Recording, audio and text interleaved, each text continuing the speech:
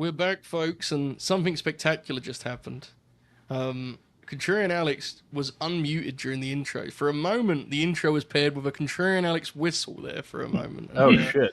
I came to his rescue before he yelled anything too crazy, which we would never do on this program, especially on a night we talk about a wholesome figure such as Sabu. We hope everyone is well on this glorious Tuesday evening. Grin Grappler, back again. Kicking off a new month here with June's Grappler, right? This was a special Grappler, so the month was frankly less important. I think it was nice to let everything kind of breathe with the response to Sabu's passing and everyone sharing their stories and everyone giving their memories. This with a little more distance. We talk about the career of Sabu, the work of Sabu. We have an insane range of opponents, places, and all of the above. A very interesting evening ahead. We hope you are well. We have an expert panel, as always. Bobby Two Shoes, beautiful hat, brother. How are you? Thanks, pal. I'm doing well. Yeah, this hat came today. You can get it at tpublic.com/late night grin. I believe it's still on sale for a couple more days. So go check that out. And yeah, I'm doing well, though. I'm excited to talk about Sabu. Fired up to be here. I am too, very, very much so. The Oracle of Wrestling. How are you this evening, brother? I am well. I'm here. I'm ready to run the ropes and work hard, brother. Work hard. Yeah. We earn our checks around here. We make house shows around here. Right, exactly. We don't get injured. No, I never get injured. I never take time off, other than tomorrow and Thursday, in which case I won't be around. I say on my intended week off. Contrarian Alex reeling from the 2005 draft, in which some are saying there was a hatchet job there with the edit on Tope Suicida's part in terms of that moment. I don't know if you got a chance to see it. Yeah, that moment with Cody Rhodes being thrown in your face as an American Nightmare stand too. I saw it, and if I wanted to, if I was going to stand my ground, I would say that we were talking about a different iteration of the World Wrestling Federation in 2005 than we were in. That's true. But anyway, in true tribute to Sabu, I told the boys we should start the show an hour and a half late with no explanation, but they didn't go for that. I'm good. Here to talk about an all-timer. We got one of my favorite wrestling figures of all time from the TNA. No, this is it's the statue one, right? Yeah. Okay. Unmatched Fury or something. It was a line of figures. Those figures are cool. Yeah, and the Sabu one, I have, of course, in the shelf, it's positioned with his back turned because that's Sabu. And then I thought for a moment it was the TNA Raven double pack figure because it has the bright yellow, right? And I think it's like fabric good pants. And I don't know if you watch the Major Brothers recap, but they talk about Raven hates that figure because he says he looks fatter than Tommy Dreamer, which always a good line. No, I'm excited to be here. We got a hell of a topic du jour. And always look forward to our chats. Indeed. It should, just quickly as a side note, because you reminded me of the mouth. Dude, he has like a 1 year run in WWE. He gets so many figures. He got some pretty sick Ruthless Aggression era figures. He got like the contemporary ones and the classic superstars. Yeah. Yes, wild. Absolutely. Now, some of you may be asking why I'm dressed for the holidays this evening. That would be a fair question here on July 1st.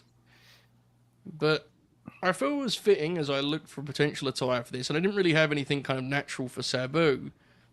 I would get ahead of an announcement that I slightly made elsewhere, but we'll do it properly here, because obviously at the end of the show we pick next month's Grappler, right? Mm-hmm. But we actually locked something else in as we were putting these matches together, right, boys? And there was a lot of debate about what Sabu matches we should feature. There was a lot of fighting for a Sandman match. Stairway to Hell, I believe, right? Was what it was. We was talking about? Yeah, which is tremendous. And the compromise that we all agreed upon, because Bob was being very aggressive, quite frankly, we're going to spend the holidays here at Grin Grappler with Hack.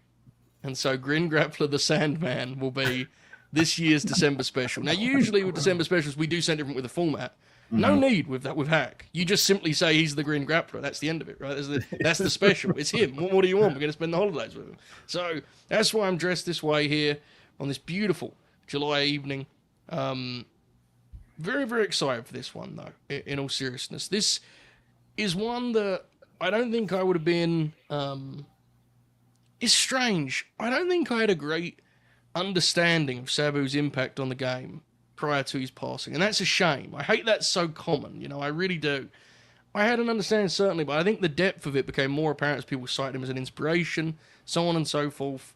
And I'm sure we'll get into that here as we go. We'll start as we always do, though. Everyone's individual fandom for the wrestler in question. Sabu. Now this, I think we're going to go all over the map here. Bobby, I sense we could have some SmackDown vs. Raw references ahead of us. Your fandom when it comes to Sabu, mate. Yeah, I mean, it definitely is when he came back for ECW One Night Stand 2006. He was a lot more involved in the build for that one than 2005. He actually wrestled Cena the week of that show as well. Stuff match we're going to be talking about. But yeah, he was really involved with that. And then, stuck around, and they were really making him out to be a pretty big deal. And we'll get into that kind of after the Cena match as a postscript, because they did have seemingly big plans for him that got derailed, because of the Van Damme stuff. But yeah, it just so. I started watching him on ECW and Sci-Fi, which is very funny. And then, gradually over the years, you do kind of pick up on these things. And then since starting this thing where, I started in 1993, so I saw ECW from the beginning and kind of him coming to his own in 94. So kind of gradually over that project, I've been getting more into him too. And because, the WWE stuff was like, oh, he's going to do the jump on the chair. He's going to throw a chair at someone. Those are all cool. And then it turns out he does that in most of his matches, and it rules every time. There is a lot of overlap in content across our 6 matches tonight. Fair to say, boys, right? It's, there's some hits to be played, certainly. I was trying to think about this earlier. He's a wrestler that I think every wrestling fan feels an awareness of, right? I don't think you're never. I hope you're never going to say Sabu to a wrestling fan, and they're going to go, "Is that the guy with the?" I think they're going to quickly go, "Oh yeah, no, Sabu," and I think. Anyone who's watching this has gone through that period where, the idea of a botch you think is the coolest thing in the world, right? Oh, I realized that this guy messed something up. Sabu was the face of that at one point in time, right? And I think that's become a part of his lore where he talks about it being an intentional part of the game that he would work Dave with, which was always fascinating, and that's been debated and so on and so forth. So I certainly remember kind of him being the front man, I guess, for the I just realized that was a botch movement among smart wrestling fans. But I think over time, as someone that's not an ECW aficionado, what I didn't ever really appreciate until this past month or so, I think it's understated how good he is in that aforementioned mid-2000s, revival he has, resurgence he has. And we'll get into it later. I kind of think that's, as a wrestler, the best he ever was, to be honest. The most complete he ever was as a wrestler, because he still had all the trimmings of Insane Sabu, but, a little bit more polished, dare I say. Probably the wrong word, but you know what I'm saying? Just a little bit more, little meat on the bone, I guess, would be the way to put it. A little more veteran instincts. But he's not a wrestler I have a great history of watching by any means. He's a wrestler that I feel like I know. And watching these matches, they confirm many of my assumptions about him, better and worse. But I do think he's a wrestler. The more distant we are from his career, I think there are lessons to take from Sabu that may have been lost slightly in people replicating the tables and the stunts and the so on and so forth, which we'll get into as the night develops. The Oracle of Wrestling, your Sabu fandom. Yeah. So Sabu was always kind of a guy that I had known about. I have some memories of seeing him on, I think it was Heatwave 2000. I think I rented a few times from the video store back in the day. I'm not sure if he's on that show, but He's I not. just have memories of seeing. Is he, Alex? Can you confirm? No, the Heatwave 2000. That's the one that has the XPW run in. Yes. Yeah. Mm-hmm. Yes. So he was already gone at that point doing the indies and got you. Yeah. Got you. Actually, I'm sorry. I'm stealing your spot here. No, you're good. Actually, the story, he was with XPW at that time, and Rob Black asked him to be there because that would get the most. Right. Yeah. And Sabu told him that's fucking stupid. They're gonna kick your asses, and that's basically what happened. So I knew of him from magazines and older brother and whatnot. The first time I probably saw him then would probably be TNA in 03. I think he was part of the original like ECW thing in 03 when Sandman and all them came in. Mm-hmm. And then of course he came in and did the program of the Abyss, and I was definitely all into that shit. Yeah.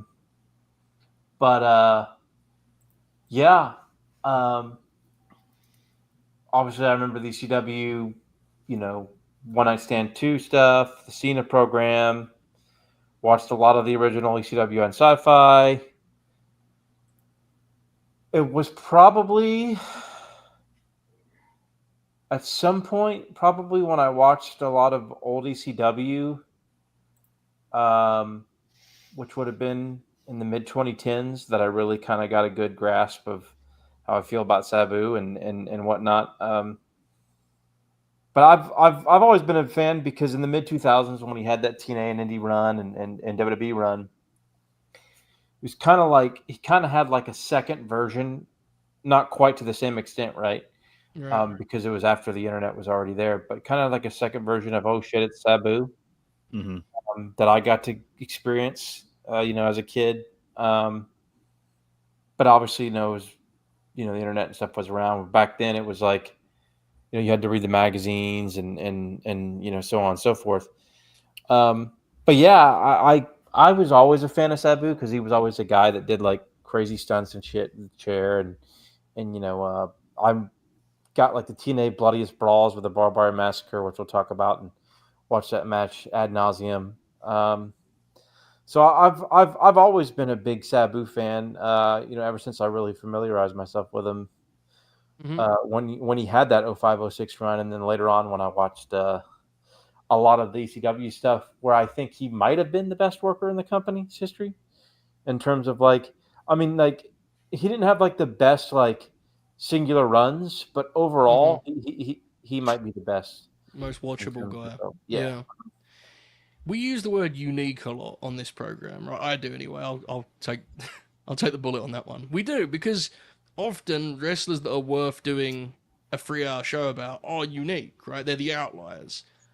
I'm not sure the word is more fitting for anyone than Sabu. Who like, what is a good ref or comparison for Sabu, right? He's kind of in his own lane, which is even funnier when you consider how much of the chic is sort of present in his presentation. He still feels like a complete single force to me in a lot of ways. So it's unique in that way. There it goes again. Alex, your fandom when it comes to Sabu, brother, go for it. So Oracle mentioned the magazines, and a generation prior to myself, or maybe two, don't want to make myself sound too old, would Sheik, his uncle, was up there with Brody and Bobo and these guys that were what we would refer to as aftermag wrestlers, that you saw pictures of them bloodied on the cover, you open up on the inside. And Sabu was certainly my aftermag wrestler. I remember seeing pictures of him like, what, like, the wrestling magazines my parents wouldn't buy me, so I just had to like fucking go through them as fast as I could at the pharmacy. And Sabu is one of those guys. I was like, what is this? And I remember the first time I saw Sabu. Sabu, if you're in the trenches in wrestling as deep as the four of us are and the people who watch this show are, there are some wrestlers that, you kind of forget they exist. Like, for example, in our Lumberjack match, I went, oh yeah, Charlie Haas. If you've seen Sabu, you don't forget about Sabu. Yeah. And I remember the first time I saw Sabu was on Nitro, and he wrestled Disco Inferno. And I was like, what the fuck is this? And he had the shiny pants, and then he did he tried to do like a slingshot Hurricane Rana, but Disco shockingly didn't catch him, so he just like fell on the back of his head on the outside. And then, of course, there's a table spot at the end that he runs him, and they do the great camera shot. Yeah, and I was just like, whoa. And then, of course, I was watching live the Monday Night Raw with the ECW Invasion at the Manhattan Center, and Sabu jumped/fell off the R onto Team Taz. And that, as a kid, still, I was like on the brink of not knowing if wrestling was on the level or not. But just the way he fell, and then he got up and like charged at Taz, I was like, that guy's crazy. And so I tried to do everything I could to like keep up with Sabu, excuse me. And so like when the first Sabu action figure came out, he was like immediately like the champion of my Fig Fed and was, putting everybody through tables and shit. There's like not a cooler wrestler for like teenage angst energy than Sabu, with the exception of maybe RVD because he talks about smoking weed. But so when Sabu he was omnipresent, man, and especially at like an extremely like deep time, and not just my fandom, but wrestling. What is the decade Sabu's most active? It's 95 to 2005. You want to talk about all the shit that happened in wrestling during that time? And he's like he's got his fingers in all the pie, like in different parts of the world and whatnot. And so when he got kind of that revival run in 06, I remember being all in on that. We'll talk about it when we get to it, but I actually caught him at just a random indie in, I think, like 2 weeks before lockdown when he wrestled Samoa Joe. He did an indie in Arlington, Texas, and which I believe there's a wrestling show happening there next week as well. But he's a guy you never forgot, and he's someone for me, like, there's a very, very easy comparison to Hayabusa, besides just puffy pants and flips. But yeah, he was a guy that even at a jaded stage, he could your imagination could run wild with what that guy could do. And he's a guy you could believe in because, I mean, fuck, look at him, you know? That's the thing. It's a good comp, but there's something to that. Hayabusa is one of the greatest looks in wrestling history. Sabu's look, it's like multiple different things all at once, isn't it? You know, because the scars and like there's a roughness to it. It's just very, very. It's cool, right? That's the word. We've all kind of got circled that. It's a cool look. It's a cool image, and I think if we're getting ahead of ourselves, this is kind of what I was alluding to earlier. It goes without saying, right? Something we're going to talk about a lot, especially our first match, is really relevant. Is the influence he had on the style of wrestling, right? He transformed the style of wrestling, and I do think that is a conversation that maybe won't tonight delve into the back and forth of that. That is a nuanced conversation, I think. I don't think that's all an honorable achievement necessarily, right? What I think is a shame, though, is that as much as people have replicated all of the stuff he did physically, how few guys have even attempted to have the try and the mystique. He used to be so protective, like he never wanted to talk, right? He didn't want to kill the mystique to what he'd built, and so on and so forth. And the way he carried himself, the gear, everything. To me, he also that's why he's endured memory-wise, right? Go on, Alex. He's also someone that, like, not enough people appreciate for all the crazy shit. He still wrestled like he was trying to win a match. I think every single match we do, he starts with that lunging ankle pick. Like, he's trying to take a guy down. But yeah, to your point, and the influence, like, best example, Jeff Hardy would not have been what he was if Sabu didn't exist. Right. But to your point also, Jeff Hardy had none of that mystique necessarily that Sabu carried with him. Definitely. Yeah, certainly did. Jeff's appeal was that he was the crazy kid that lives next door almost, right? Yeah. Whereas Sabu was, please God, don't let him move in next door. It's a different thing. And the reason I meant, the Hayabusa comment, again, I love it. There was something weirdly human to the visual of Sabu with those scars, and the fact, this is important, I saw someone mention this on Pro Wrestling Only, and I'm actually going to read a quote from Pro Wrestling Only later from a friend of the program. We'll get to that later, but someone mentioned this, and it was a great point. I wish I had noted who it was. They said he had a very unorthodox approach to putting matches together.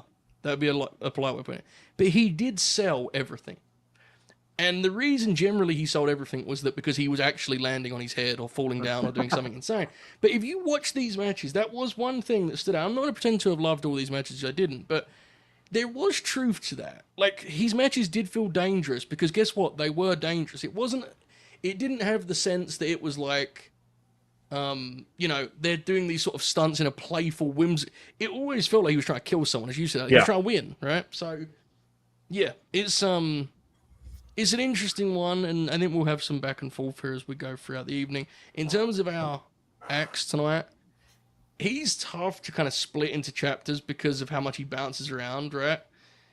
We kind of used Act 1 as like, aside from ECW in the 90s. Now, obviously, our second match, he's already doing stuff, and he's a featured part for Paul Lee, but obviously he leaves because of New Japan, so we kind of treated that as a separate thing. Act 2 being the ECW act, and then Act 3, the aforementioned resurgence in the mid-2000s. I believe I saw earlier his debut was 85, I believe. But that's just like working for the Sheik, right? Yeah, that's something I kind of wanted to touch on real quick, if you're okay with Go that, for it. Joe. Yeah, please do. I think most of the earliest stuff you'll find of him is those initial FMW runs, but I know there's a couple like 19th generation videos you can find of him in like 86 maybe wrestling. So the thing with that meant he came up with the Sheik at that point, and him and RVD would have been working. That's when Sheik was running those shows in Detroit still, where him and Bobo were still wrestling in the main event. Those are the ones like ICP worked on before they were ICP, back when fucking Violent J was a wrestler. I think he had a military gimmick, but so it's kind of worth calling out. There's a very real chance Sabu locked up with Bobo Brazil at one point in his career, and John Cena. Like, just the idea of the the melding of the generational gaps there. But yeah, he was just like a straight up wrestler, according to like, legend. And then when Sheik took him over to FMW, he was like, all right, just go crazy while we're over here. And then he became Sabu. I really love, and it's not like a deep cut, because if you're in this deep, you know about, what Waltman meant to the independent scene, right? And like this match and so on and so forth. It does feel like a really fitting note to start with, though, right? Because I do, in my head, these are two of the very first guys that, like, I would think of the phrase indie wrestling, right? Like, this time would have great significance in what's coming up, because when would you say he emerges on the US scene as, like, a sort of a novelty or a grappler of interest, where the magazines start picking up on him? Would you say it's like 91, 92? International around this point. Yeah, because for just quick history lesson for folks who may be curious. So this is 93. So ECW, Oracle, you might need to help me a little bit with this. I believe it already was ECW, or it might have still been TWA, but they were running those shows up in the Pennsylvania area with Todd Gordon obviously at the helm, and he wanted Sabu to be a star. But Dennis Corluzzo, who hilariously just wanders into frame several times in this match, was still, part of the NWA, and he was running some spot shows. I'm pretty sure it was Dennis Corluzzo that ran the Manhattan Center before the first Monday Night Raw with Terry Funk and Sabu on top. I've never seen video, but there's pictures of like Sabu with Terry in a camel clutch in the Manhattan Center. It looks fucking nuts. But so this card, I believe, was like a super card that he put together for like an NWA show. And so Sabu is a hot commodity already on the U.S. indie scene, and he's about to become like the top attraction in ECW. Short maybe of Public Enemy for a very short window. Right, because I think he does. Doesn't he do Memphis before this? 94 is when he blows up in ECW, I think. Yeah. Well, 94 is the year where he has that, like, he wins. He comes in second in 94. He comes in second on a bunch of the Observer Awards, doesn't he? In that year, remember, it's like he almost won Wrestler of the Year and shit. That's already coming up. That, like, the modern mind cannot comprehend that this dude wasn't on TV and like footage was not as accessible. So of course there were some people just voting based on fucking word of mouth, but still, it's crazy. 94 also, of course, the three-way dance, and ECW really takes off. He does the Scott Taylor match is October of 93, right? I'm pretty sure where he does the that's that weekend, and the Owen Hart match was that weekend as well. There you go. So one of the things that's I find fascinating about Sabu is he feels like a throwback in mentality and approach in terms of like the way he thought about the business, but he also was the complete opposite of that in terms of when he came into the industry and what he did to the industry. He was a trendsetter and an innovator, but he also, the way he talked about the business, he sounded like someone that would have been a great fit in the 70s, right, in a lot of ways, because obviously the Sheik. So that makes sense. Okay, we just mentioned it. Go for it, Alex. Go. One last germ I kind of want to put in everybody's minds listening to this. Whether he'd admit it or not, he was already on Vince's radar at this point. And we're going to see and circle back several times throughout this of Vince wanted Sabu. He made a play for him in 96, 97. He was supposed to be the Sultan, He wanted Sabu in his company because of what the things we're talking about, his mentality, and also like the revelatory nature of what he was doing. But yeah, he was already on the radar at this point, and I think there's some at least in Vince's mind, the way we'll end this, I think he's like, I won, Right. Yeah, and I should note now, we're going to jump all over the place this evening because firstly, it's the best tribute to Sabu possible. Secondly, We're gonna triple jump. at no point during these matches, if we're being honest, fellas, and maybe I'm wrong, I shouldn't speak for you guys, I don't sense there's going to be too many occasions when we go match by match where Oracle's going to highlight a structural choice or a conceptual, moment in time in the match. I don't know that tag match. Look, things are possible, but I think a lot of the match conversation going to be, how cool was it when he did this? Or how cool, can you believe he did that and live for, that's what it's going to be, right? So a lot of this is the idea and the character, which I'm sure many of you are familiar with. Now, you mentioned the big NWA show, Grand Slam was the name, which is funny. Dennis Corluzzo, Lightning Kid versus Sabu. Lightning Kid, for those of you unfamiliar, 1, 2, 3 Kid. He is about to beat Razor Ramon, a month after this, I believe. That was May 17th, I think, right? 1 month later, he is going to pin Razor Ramon. This show takes place in Minnesota, right? Yes. There you go. Thank you, Bob. Yeah. My understanding is this match was a Tape Trader's favorite in the year of '93. Yeah. It was. Yes, this is a very This is like a hugely important in terms of the indie wrestling story. This goes right alongside like the Waltman and Lynn stuff, right? Who we see here, in fact. But yeah, gentlemen, Jerry Lynn? Yes. A quick note. And a very young Wade Keller sitting at ringside. Oh, that was very funny. He gets a plug. These two would have 2 matches in 2009 in Europe, which is fascinating. I wonder, that's one thing that I was pondering was like, man, these two gimmicks short aged differently, right? In the sense that Sabu, he could when he got old and gnarly looking, the gimmick still worked. Being the Lightning Kid in 2009 would be much tougher for poor old Sean, but nonetheless, all right, elephant in the room, let's get out of the way. Humperdinck is here, boys. Humperdinck is here. The Dink. He is managing Sabu. He's always a poor man's yes. Lou Albano. Yes. Good Lord. Sorry. As a who's like the B-list pop star then that Oliver Humperdinck was in the music video for? Tiffany? He was in the I Think We're Alone Now music video or some shit. Yeah, maybe so. Tremendous live chat activity here this evening. Nonetheless, Sabu, Lightning Kid. This feels like read John Burr's comment. Sorry. Indeed, no. Plus, what popped me a moment ago. In terms of like indie spot, just absolute shootout, spot fest, whatever you want to call it. This really set the tone. The lads just do everything they can possibly imagine here. This is a wild, wild affair. Oracle, what did you make of this Lightning Kid Sabu match here? So I had never seen this one. I've seen 1 or 2 of the Lightning Kid Jerry Lynn matches from the same time period.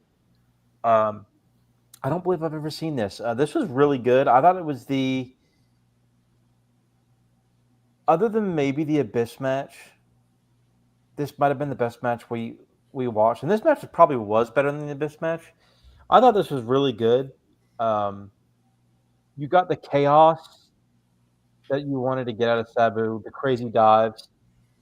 Him busting Waltman open in like a fucking gymnasium or wherever the fuck they were at. Yeah. And like Waltman like pouring blood, just like literally just leaking everywhere, all over ringside.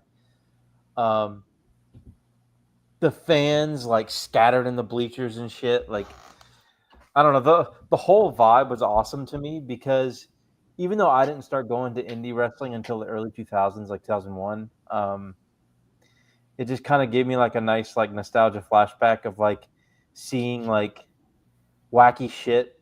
As an aside, like I remember seeing the Naturals have like a bloodbath with fucking 2 local guys from like North Georgia, East Tennessee, and it was fucking awesome. Hell yeah. Naturals were a good team. This was like right around the time. This was probably like right after the Naturals left TNA. But like it just reminded me of that vibe. Yeah, this was really good. I like the crazy post match with like all the fans like, like trying to like, say hey to Waltman in the aisle, and then like, Jerry Lynn coming for the save, and just the whole, and like again, to bring it up again, when like Sabu's like running around ringside early on and like the commentator, he almost stepped on Wade Keller's hands. I was like, what? Because like I never remember that Wade is a Twin Cities guy. So I was like, what the fuck? He gets a full plug, bro. A full plug. And then he's like dropping like, he's saying Dennis Corluzzo, and then there he is wandering around in frame. Yeah. Like the whole thing was just like a really fun snapshot into like the indie scene of the time. Right. And the match is like one of like the most talked about indie matches of the 90s, which was like the worst decade for independent wrestling, like Right. because it was just like the graveyard of US wrestling is really in Oh, flux at the time of this at match. that point. Right? I mean, Sabu was just, like he was. Indie wrestling at this point was pretty much just like Bill Eadie headlining and then a bunch of fat fucks on the undercard, right? It used to be better. But yeah, this was really good. Like I said, this was probably the best match of the 6 that we watched. But I thought it did a really good job of highlighting Sabu's kind of like chaotic nature, but also to show that he really does know how to have a good wrestling match outside of just doing the spectacular crazy stuff. It's in there. Yeah, it is in there, definitely. There's a lot of spectacular and crazy stuff in this because the guys are trying to make a statement, and they do, right? As we said, this was a match that got buzzed because of that. Let's be honest, people were wanting this tape not because of the headlock takeovers, let's be real. But that stuff is in there, and I agree that adds a lot to the match, the elements of conventional wrestling. And Kid was great, I think.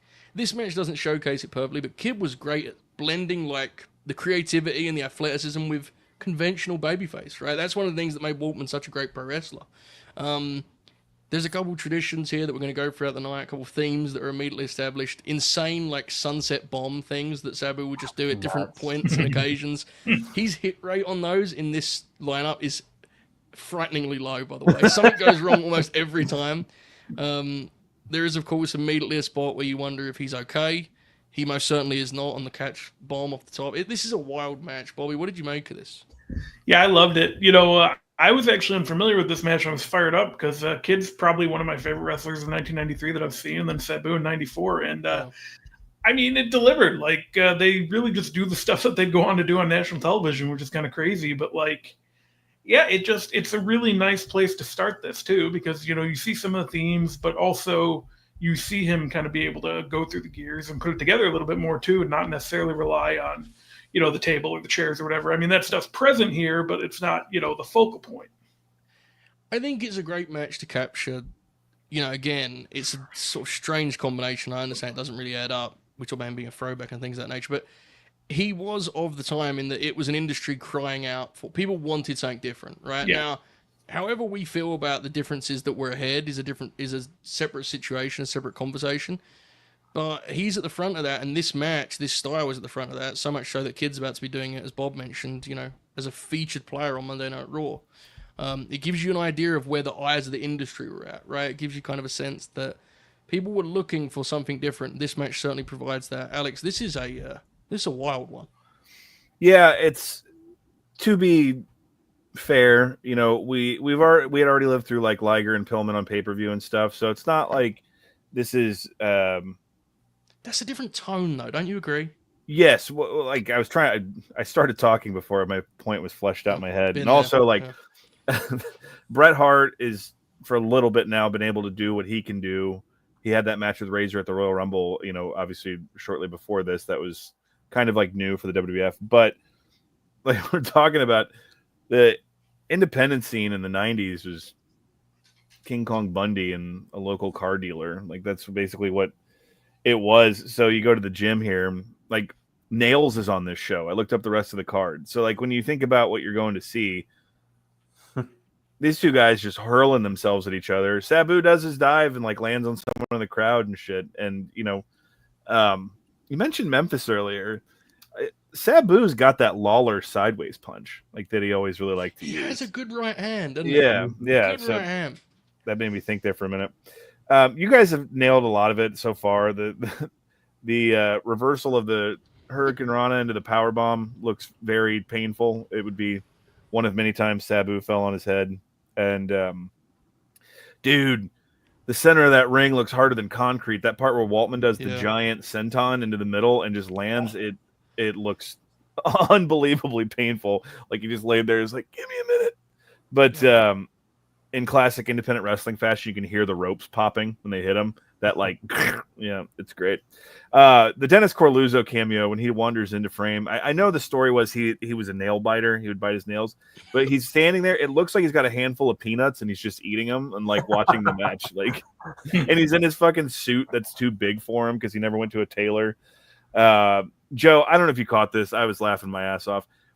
The avant-garde presentation of this where there were no hard cuts, it was all crossfades. Did you catch that? All the camera I didn't shifts? even think of it, but you're right. Yeah, that's spectacular.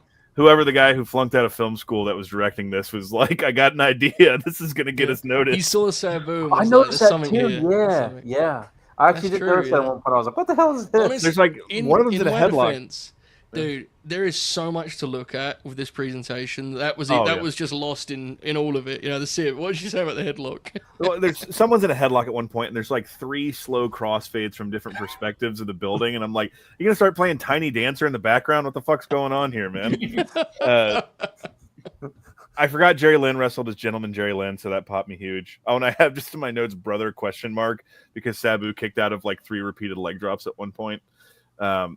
I think it comes up in something that's already been recorded, but just the thought of a Sabu Hulk Hogan match would have been fascinating. It would have been. And that will be something people can see soon. Yes, there's a few. I was thinking earlier, get a little ahead of us, and I'm going to read that in a moment because it's very important to get to. Man, if Sabu had stuck out a little longer on that revival of EC Dub, can you imagine Oracle's review of his title match with Christian Cage in 09? Can you imagine? Oh, yeah. Sci-Fi never would have been the same, brother. You get like a young green Sheamus working 7 minutes with Sabu on ECW. Oh, hold on a second. Oracle just hitting us with one of the great forgotten television wrestling matches. The look was money there. All right, John Burr here has a specific point to make throughout the evening chat. He sent a super chat here. I'll read this and you can react accordingly. I mean, there's parts of this actually I'm not sure I should read, but I'm going to go for it nonetheless. This is what the super chat says. It's a hefty super chat indeed. John Burr says, like it or not, Sabu's true legacy will forever be responding to Spanky's Holocaust denial with, oh shit. Now, let's just stop there for a second, park it for a moment. Not saying we're probably going to dwell on a lot. One of the more prolific posters in pro wrestling history, Sabu, which is an interesting wrinkle to the thing, Bob. You can appreciate prolific posting, right? Absolutely. Yeah. Not all his posts were the most, PC, but, Yeah. The root of this reference is when Kendrick posted his apology and didn't Sabu reply like, LOL, what did you do? Or something like... Yep. Like he was just texting just him, interesting fella. And this is followed by, and this is capitalized. Keep the Oracle off the DVR 80s project. He's going to fill it with Samoans and a preteen Michael Hickenbottom. This feels pointed, Oracle. I'm not trying to... Hey, that's disrespect to the Islanders. I agree, dude. Spot on. Any official comment? Is that your official comment? I just want to make it clear. I respect John's super chat here. Hey, the only time Michael Hickenbottom was ever good is when he was a preteen. So there's some good stuff that needs to be in there. I'm with you on this, actually. All right, thank you, John. I also appreciate Sean Stasiak here. Real roller coaster of a phrase for me. I'll be honest, real roller coaster, but I appreciate it. Thank you, John. Hope you're having a good night. This was what you replied. LOL, what did you say? The funniest thing about Sabu posts is you imagine him in full gear when he's doing the post, right? You have no choice but to do anything like that. He's like just before he's about to walk through the curtain, All right, a couple side notes here that no comments are needed on. I'm just going to make them. Both of these guys were for their last match against Joey Janela. Also, in more positive news, the indies you described there, Alex, where you said, back in when Bundy was on top? And complete sidebar. Have you guys noticed that's back? Have you seen this trend that's emerging? Indie wrestling, dude, the time of revolutionary forces of innovation and creativity on the indies, it's passé, dude. A couple months ago, the Hardys main evented an indie spot against Breezango, and they had 1,500 people in the building. The Good Brothers are working Paris, France. I'm telling you, we're back to the good old days, boys. The Indies, we're returning to our roots here 35 years later. So, a drink to that. Bobby, will you be going to any Jinder Mahal matches coming up soon? Yeah, it depends where he gets booked, really. It's not ruled out. This is fighting words, dude. Like, fighting words. Fair. You kind of reined yourself in, right? You had a good post today, though. Okay. Ready? Because, of course, we are now on the Sabu journey. We're headed to New Japan Pro Wrestling. They've had a good week. June 14th, 1995, New Japan Fighting Spirit Legend Superpower Group Declaration. No show names better. Just spectacular, man. Fighting Spirit Legend Superpower Group Declaration. Marvelous.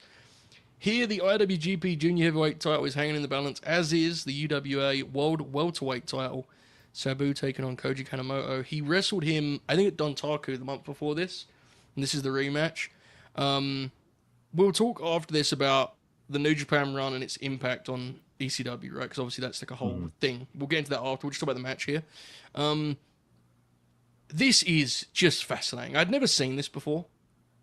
I think I may have seen the other match. I have no idea which is better. I find it difficult to split the quality of a lot of the Sabu stuff because you kind of just go, that's fun, and you kind of move on with your life. Yeah. This is, I was watching this and sort of struggling with the idea of this being a real wrestling match. It's fascinating stylistically, tonally. The Japanese crowd's reaction to it is interesting. Very, very intriguing one here to take a look at. Eric, what did you make of this Kanemoto Sabu match? Yeah, it's wild to think that he worked, because this is like the peak of like the New Japan Juniors, right? Like this is like when you have your Kanemotos and your Otanis and your Ligers, and Sabu's working these guys too, in Japan. It just goes to show his like that he literally worked everywhere, right? As Alex pointed out, that 95 to 05 range. This is a great example of that. He literally worked anywhere and everywhere. This was a good match. It was also like disjointed. They did like totally different things. Yes. They were just like, let's do this, let's do that. The highlight for me was when Sabu went for his Frankensteiner, and just like there was just a total collapse to the floor. Because I mean, that's quintessential Sabu. Like to me, Sabu, it would be disappointing if it was like this perfect Frankenstein. I don't, if I'm watching Sabu, I want him to and this was a good Sabu, hit the apron, crash to the floor. Right. This was a good fuck up. Awkwardly fall off the ring post. Like, it looked violent and they just fell down. The ones that are less fun is when he like fucks them out and then just does it again. He just keeps trying to do it. This was like, oh my god, what's happening? I'm with you completely. Right, yeah. But yeah, this was a good match. It was just there was a lot of ideas thrown out there, which is also kind of the charm of Sabu too, right? Like, with other wrestlers. And I mean this as a compliment. With other wrestlers, you're like, if they're throwing out different ideas, you might go away going, man, that sucked, or that was disappointing, or that was it. Not with Sabu, you're like, oh yeah, that's kind of what I wanted to see, like have him try to do his shtick and his shit, like in wherever setting he goes to all over the world, and that was a really good example of that was this match.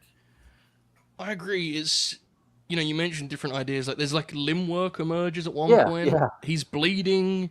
There's a stunt show in terms of just the spectacle of the spots they're executing. It's just, it is all over. I don't even know when he started bleeding. Like, I noticed that. I was like, is he bleeding? Yeah, it's all over the place. Koji was lighting him up a few times. Yeah, it was. I mean, there's some really good stuff in it. It's just a strange match. For honestly, a lot of the reasons Oracle mentioned, and that is part of the charm, no question. Oracle, I know you're a big Kanemoto guy. This must have been moving for you. How did you feel watching this one, mate? Oracle. Didn't you Bob O'Neill. Bob O'Neill, the joke. I was wondering why you guys didn't laugh at my joke about Bob being a big Koji Kanemoto fan, and I realized I said Oracle. Right. My brain wouldn't let me do that bit. This is why I need time off, guys. See what's happening here? All right, okay. Alex, can you give me an action in there? Alex, we're going to reset right here. Quiet. Bob O'Neill. Yeah, that's better.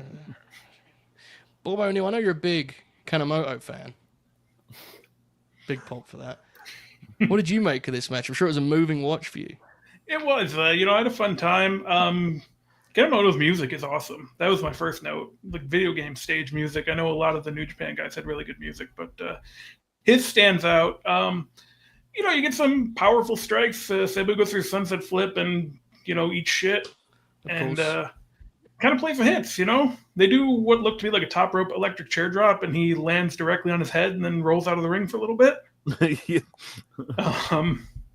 He tried the air Sabu and then crash and burn. Just kind of got all the played the hits, man. Like I said, and I liked it. See, folks, you may be seeing here what I kind of referenced earlier on in the program about what I said about the match conversations. It's a lot of us going, what about the bit when he fell on his head? That was wild, huh? What about this part? That's the thing, though. If one of his signature moves wasn't like jumping off a chair off the rope through a table, then it would get repetitive, or throwing a chair right at a guy. But those things rule. There is a great deal of novelty to this too, because Kanemoto is great in many ways that you wouldn't associate with Sabu. So watching them sort of figure out a Frankenstein match between them is fascinating. Contrarian Alex, what did you make of this one? Had you seen this before? No, I've seen a couple of Sabu's stuff in Nuge, but as far as the Japanese stuff goes, I'm obviously way more familiar with FMW. Dave gave this 4 stars, which we've discussed is 6.5 in modern standards. But the match is clunky. Yeah. But I fucking love how much the crowd gets behind Sabu. Yeah. To the point where they're rooting for him to win. I think if I understood the chat, it was Sabu, and they go fucking nuts when he pulls the table out. It's he even gets the gimmick where they stomp their feet when he kicks out. It's really fucking cool. He tries his best to give the impression that his back and his leg is hurt, and there's another match we're gonna watch where Sabu sells a body part, and I think that one's a bit easier for him to pull off than his back and his leg, and he's still doing the fucking Arabian press and shit. It's like, oh, okay.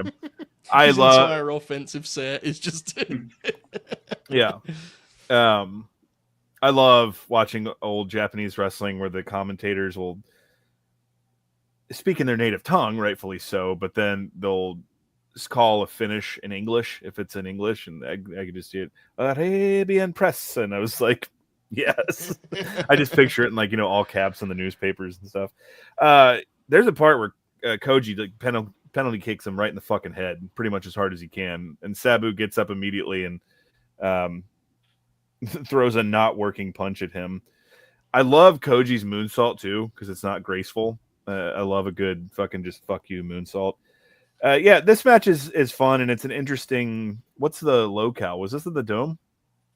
It's at the Budokan. Was it Budokan? Wow. Yeah. That's awesome. I didn't even realize that.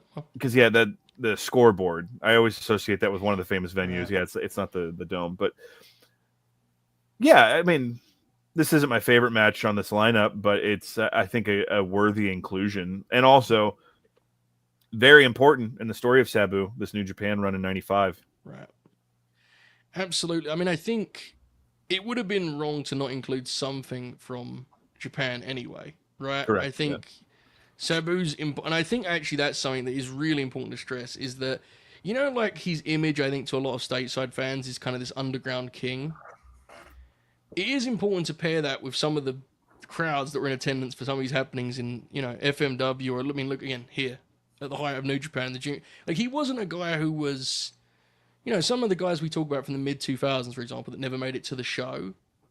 I don't think it's fair to throw Sabu in that batch just because he wasn't on WrestleMania every year, which again, he made it there anyway, so it wouldn't work. It wouldn't work regardless. But so Japan needed to be represented in the lineup, and as you mentioned, Alex, this particularly kind of scratched that itch because 95 and what that meant for his relationship with ECW and Paul Heyman. So, Alex, if you can, within reason, because I know this is something that's been discussed and relitigated hundreds, so I don't want, you don't have to go blow by blow necessarily, but as much as you want to, and much as you feel comfortable kind of leading the way in terms of the story,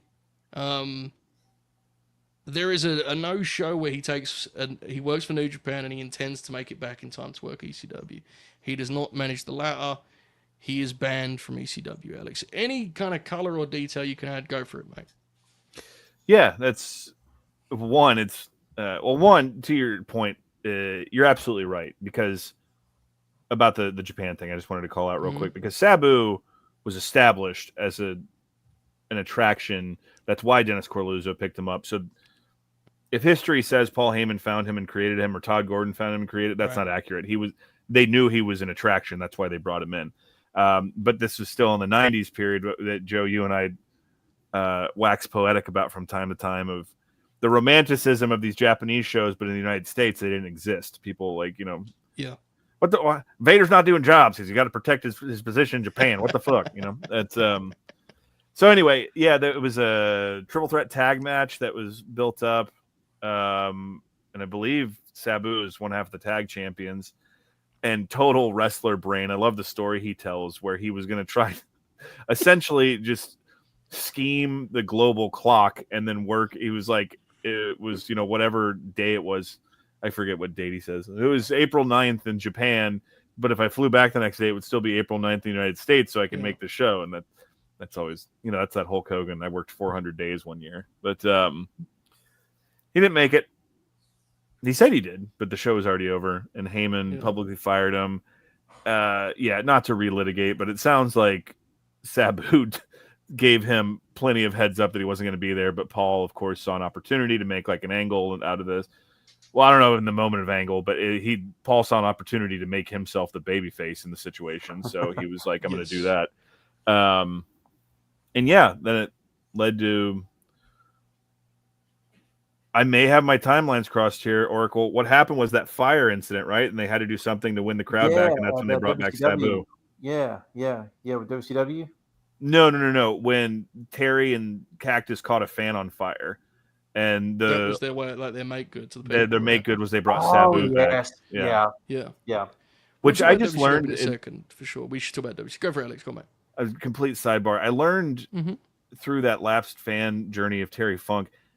Funk and Foley were still in court about that until like 98. Like, Foley's approaching winning the WWF championship and he's still having to go and testify about the time he caught a fan on fire.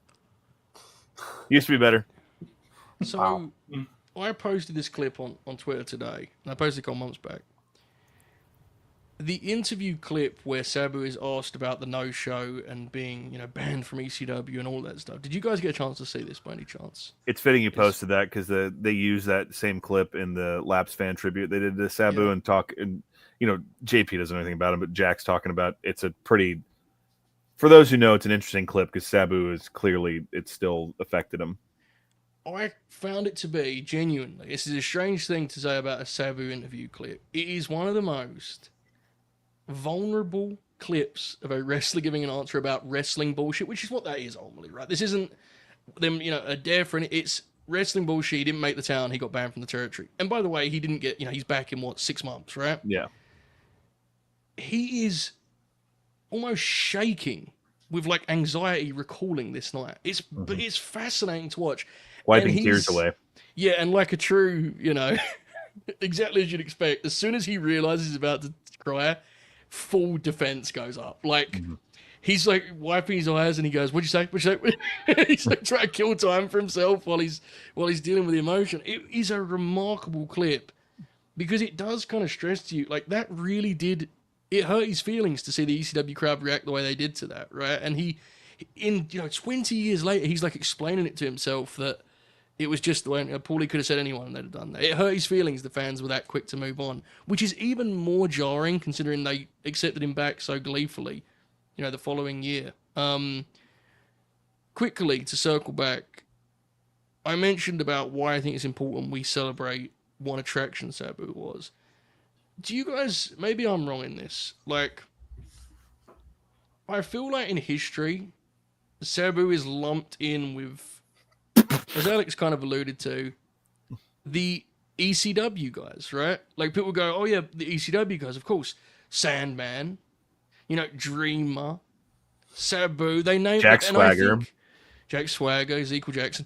I think it's unfair to Sabu the way that he probably is seen by a lot of people, in contrast to what you said, Alex, as like, oh, he's one of Paul Lee's great creations, Sabu. You know, it's maybe I'm wrong. That feels like the sentiment to me. Would you guys agree? That's kind of the way like the general fan views it. They just pair up, they put him alongside Hack as like, yeah, the ECW guys.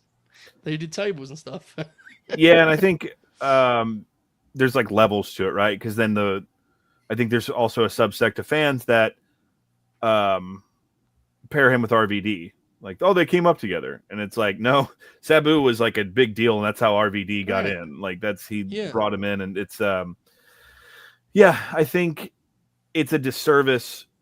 Well, it's kind of funny because it works both ways. It's a disservice to Sabu's legacy to think of it that way because he was self-made, went everywhere, did everything. It's also, unfortunately, why he never became what he could have been in the business because he would only march to the beat of his own drum. Yep, absolutely. Let's talk WCW, Sabu. There are very few. In terms of surreal wrestling imagery, few things can beat Sabu out there grappling with Alex Wright on fucking Nitro, bro. That is, I mean, that's an insane moment in time. Bischoff was, like, if a guy had buzz, Bischoff was happy to use them, right? He was open to bringing them in. There was no fault but to the stylistic, challenges of such a thing. Oracle, memories of Sabu's unique, again, I'll go back to that word, WCW run, including the Detroit spot with the Sheik and Havoc. Yeah. So he was like, he's there for like a month, 6 weeks. He does do some Disney tapings, which I believe, if I'm not wrong, Alex, features the shark match that I think I've seen before. Oh my god! And it's fun. Like, or was he Shark or Avalanche at the time? Tenta, because he does wrestle Tenta. I think he was the Shark. He was the Shark. Yeah. There was also one of those TV tapings. He wrestled Chris Kanyon, which talk about like two innovators of the '90s. Yeah, that's he wrestles. He wrestles. Right, Disco. Who does he wrestle at Halloween Havoc? Mr. JL, which if you're not sure, right. That's Jerry Lynn. Yeah, Jerry Lynn. Yeah, Jerry Lynn. And Halloween Havoc is where the incident, because it was in Detroit at Cobo Hall, I believe. That's where the fireball incident happens with Sheik, and the story is that was like not supposed to happen. They told him not to do that, right? Yeah, and she gets hurt too. Yeah, she breaks his leg because Sabu doesn't. Because the way you're supposed to do it, the Sabu super crazy style, you don't really look behind you. You just go for a moonsault, and whoever's behind you is behind you. Yeah. But, not fond of giving this man credit. He killed Ring of Honor, but the coolest thing Matt Taven ever did was he did a moonsault on an indie spot, and he didn't look behind him, and George Steele was just standing there like this, and he landed on George Steele's head. You can't keep blaming him for that. First of all, you've got to let it go. I can and I will. And he's wearing a hat.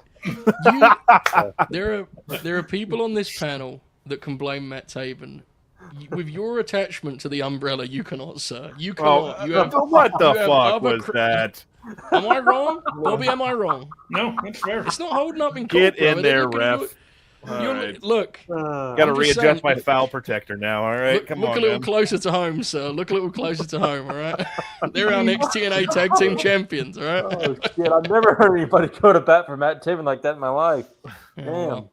Yeah, anyway, our next guest on the Late Night Grin. All right. Anyways, you can believe it or not, the WCW thing doesn't really work out. His last match was the Disco Inferno match. And he says in one of those shoot interviews where he blames Bischoff because for the first like 2 shots, he got paid $500. And Sabu's like, so this guy just thought I was going to keep taking $500. And it's like, no, I want more money. That's a good Sabu. So when does he return? Do we know the date? Have we got the date for the ECW return? Sorry, guys, I should have that. It's November to Remember, right? November to Remember 95, right? Isn't that where he confronts? Yeah. Yep, because he wrestles on the show, and then he has to face off with Taz after Taz turns. Okay, so we'll get more into the Taz saga in a moment. Before we do, yes.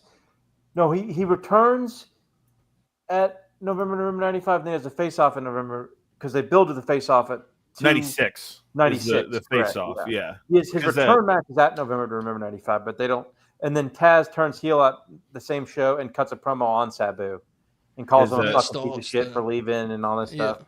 Yeah. And then they build to the next year. It's November. Yeah, because the November to Remember 96, Taz wrestles Too Cold, and Too Cold's it's classic Heyman because it's Too Cold's last match. So he leaves, and of course Taz is like, "Good luck, Flash," because he already knows like he's gonna be Flash Funk.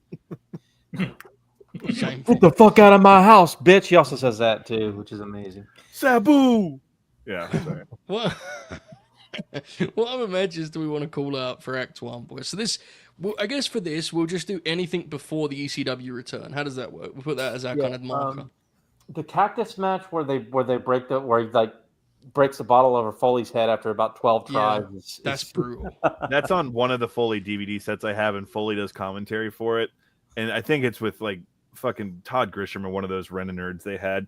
And Foley's just like laughing hysterically every time he hits him because you can just hear it like dink, dink. And it sounds so painful.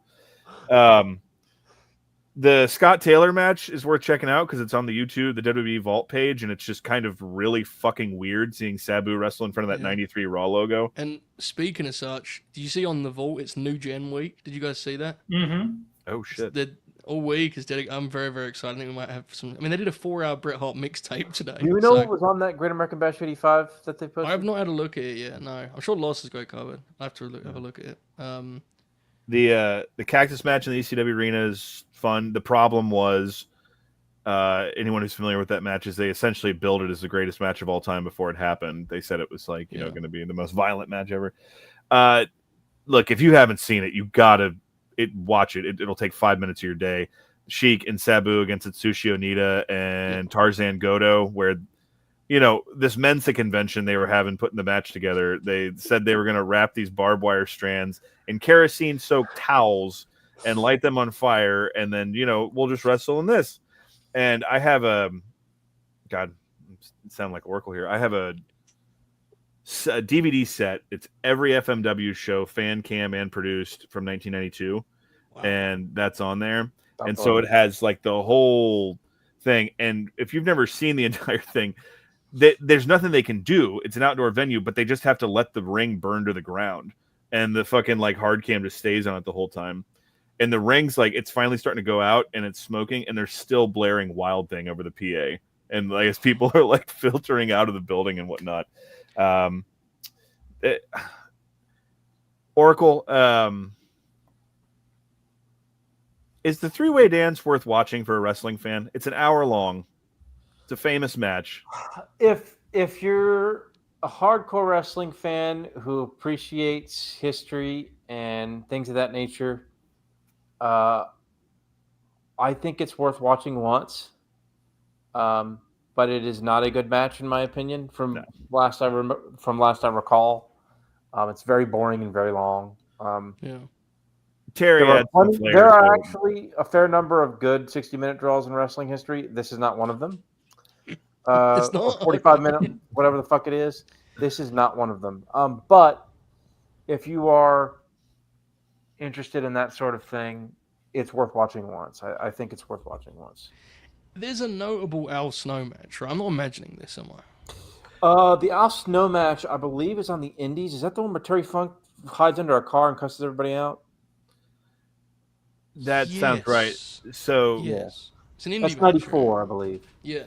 The famous Al Snow indie match from that time is with Benny at Double Tables, which is in '95, the ECW event. That's the famous Al Snow Chris match. Benoit. Yeah. You guys aren't taking my bit. That's Someone asked in the chat also about the neck break. That's early '95, because is this not the answer? Yeah, oh, is it? That is, it is what it is. Yeah. Thank you, John, for this and many other things. Thank I you. didn't realize he was. Yeah, good call. I didn't realize he was already in ECW '94. Right on. And I saw Bob shaking his head. So, Bob, you wouldn't recommend the triple threat match, the three-way dance? No, I mean, Oracle kind of nailed it. You want to watch it once, it's fine, but it is very long and it's not particularly good. Yeah. It's just it's one of those that probably will get lost to time. Like, there's no real like a modern fan would watch it and not understand like the significance of it. Yeah. And Shane Douglas fans don't come much bigger than me, but 60-minute Shane match, man, it's asking a lot of somebody. Yes, it is. Confirmed Shoot and I were doing our WCW fantasy booking program earlier. We're in 2001, and someone in the chat said, "Have we looked at Shane Douglas availability?" And I almost broke my computer. I was so mad. All right, Hey. Bobby, I have a big question for you, and it's not about Koji Kanemoto. Do you have any advice for someone that's just watching? They're just having a great time. They're watching the show. They're enjoying the show. They love Sabu. They love our back and forth, our dynamic content we're producing, the conversational content we're famous for. Do you have any tip for those folk? Yeah, if you're having a good time, you go ahead and smash that like button. It's first time. It's odd number. 1 is an odd number. 3, 5, onward. Also, if you like this hat, tpublic.com/late-night-grin. That was a moment there. You notice Bob got to 5 and said, "I'm just going to go with onward." Onward. Thank you very much, Bob. It's probably the right call. I think you got to save yourself, you know. All right. Tremendous. So as we mentioned, the ECW return, and that kind of transitions us here to Act 2, which is the ECW Act. Right now, just by chance, the way this worked out, our 2 matches are actually both in 99 within like 2 months of one another. But we'll talk more broadly. Let's talk about the Taz saga. I think that would make sense, right, at this point in the program. The aforementioned stare down with Sabu and Taz is maybe the most iconic moment in the history of the promotion, right? We chose to do the eventual kind of the conclusion to the story, the series. Alex, best you can, paint the picture of the Taz Sabu build and the kind of some of the debate that surrounds their matches. Now, I know we have a stopgap between with Axel and Balls, which we'll get focused to, but before we get to that, the initial Taz and Sabu meeting and kind of the conversation surrounding that first match they had. Alex, go for it. Yeah, that is probably the defining ECW moment. I think it's in the rise and fall of ECW where Taz is like, "I felt the ring shaking." You know, he's talking about the build up to it, and that's a faint. That's Paul Heyman in the ECW Arena 101 as the lights go out and come back on, and that's something that's been borrowed liberally by a lot of wrestling today. So anyway, Taz is the Tasmaniac, breaks his neck, comes back, and is now Taz, and not essentially. His character is that he's a shooter, like a badass, and this is capitalizing, of course, on the shock and awe of the recently formed Ultimate Fighting Championship. So much so that they bring in a UFC veteran by the name of Paul Varlins to lose to him in it's billed as a shoot match, which we're not here to talk about that, but man, there's a whole legend regarding that. Oh yeah, there's a whole story, including Perry Saturn trying to knock him out with a drop kick off the top rope. That's incredible. But so Taz is consistently calling out Sabu, and he's doing like interviews with like the Torch, talking about Sabu being a pussy and a bitch, and all these phrases for no showing in the company. But he's continuing to call him out for like a fight, and that's something that's pretty cool. That's kind of like a real thing a fighter would do if they're trying to like get attention, is call someone else out. Taz would end up taking that too far, and we'll talk about that in the match we're going to get to eventually. This idea of like Hulk Hogan's not going to wrestle you, dude, so don't go there. But if you're calling Sabu out, that sounds kind of cool. Eventually, the moment culminates in them facing off. You talk about revisionist history. The whole thing with Barely Legal was everyone got super pissed off when they saw the poster and all the marketing material, because it was all just Taz and Sabu, and everyone, they thought it should have been, I guess, like a fucking collage like they do with the WrestleMania posters now. Everyone's on it, but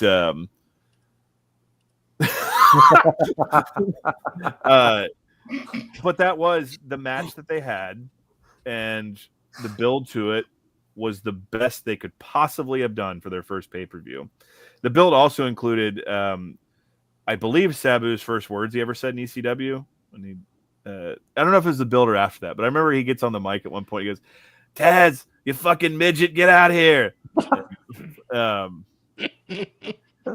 And you know, the next match we're going to talk about when we get there in a few minutes is at the ECW arena.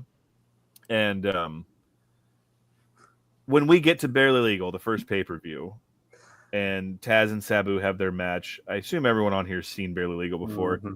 Yeah. Even with all the fucking renovations to that building, and now it's like a fucking, like, you know, event center. That building never looked better than it did that night on that pay-per-view, man. Like Vince sent that lighting truss down and they had the floors painted and shit, and like it looked like a real venue. And then the two big names face off. And if it was your first time watching ECW, which it was for a lot of people that night, I think at least initially with the way that match starts, it really feels like you're in for something different. The match itself, you'll get varying degrees of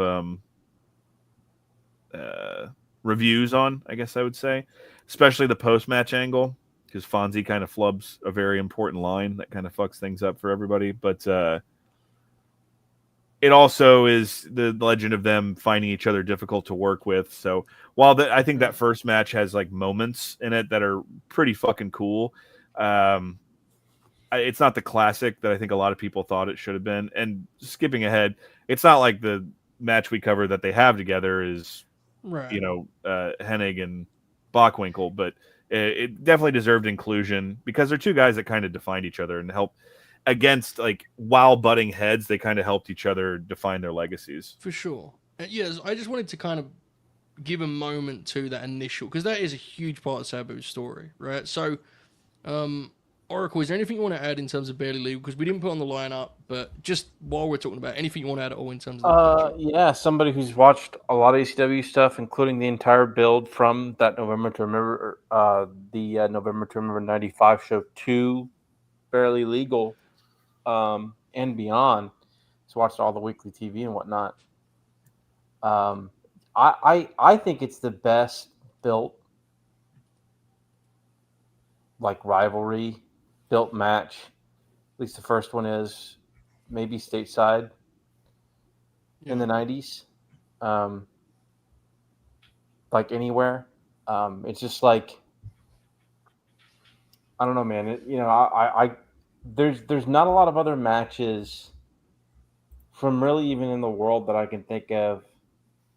You know, maybe even though they had big matches before that, but, you know, maybe Kawada, Misawa, 6'3", is up there. But, like, that Barely Legal match in the build to it is probably the best built match stateside in the 90s. Yeah.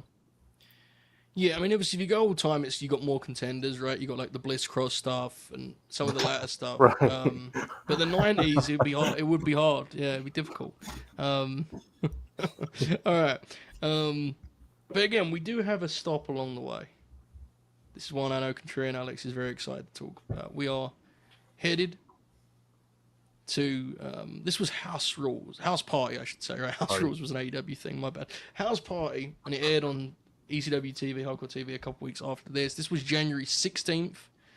Only right we include a match in which Sabu is alongside Van Dam. Needs some Van Dam in here, right? Goes without saying. Those two are very, very tied with one another, both as opponents and as partners. Here they are. The latter, they are defending the ECW Tag Team titles against the tandem of Axel Ron and Balls Mahoney.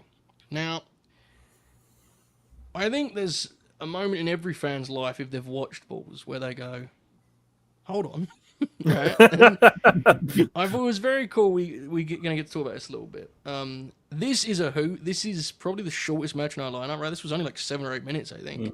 Yeah. I want to go to Alex first on this because I know you put this forward, and this is not like a super known or celebrated match. So we hope people can see this as a result of what we're doing here. Alex, tell the people about our tag title contest here. Go for it.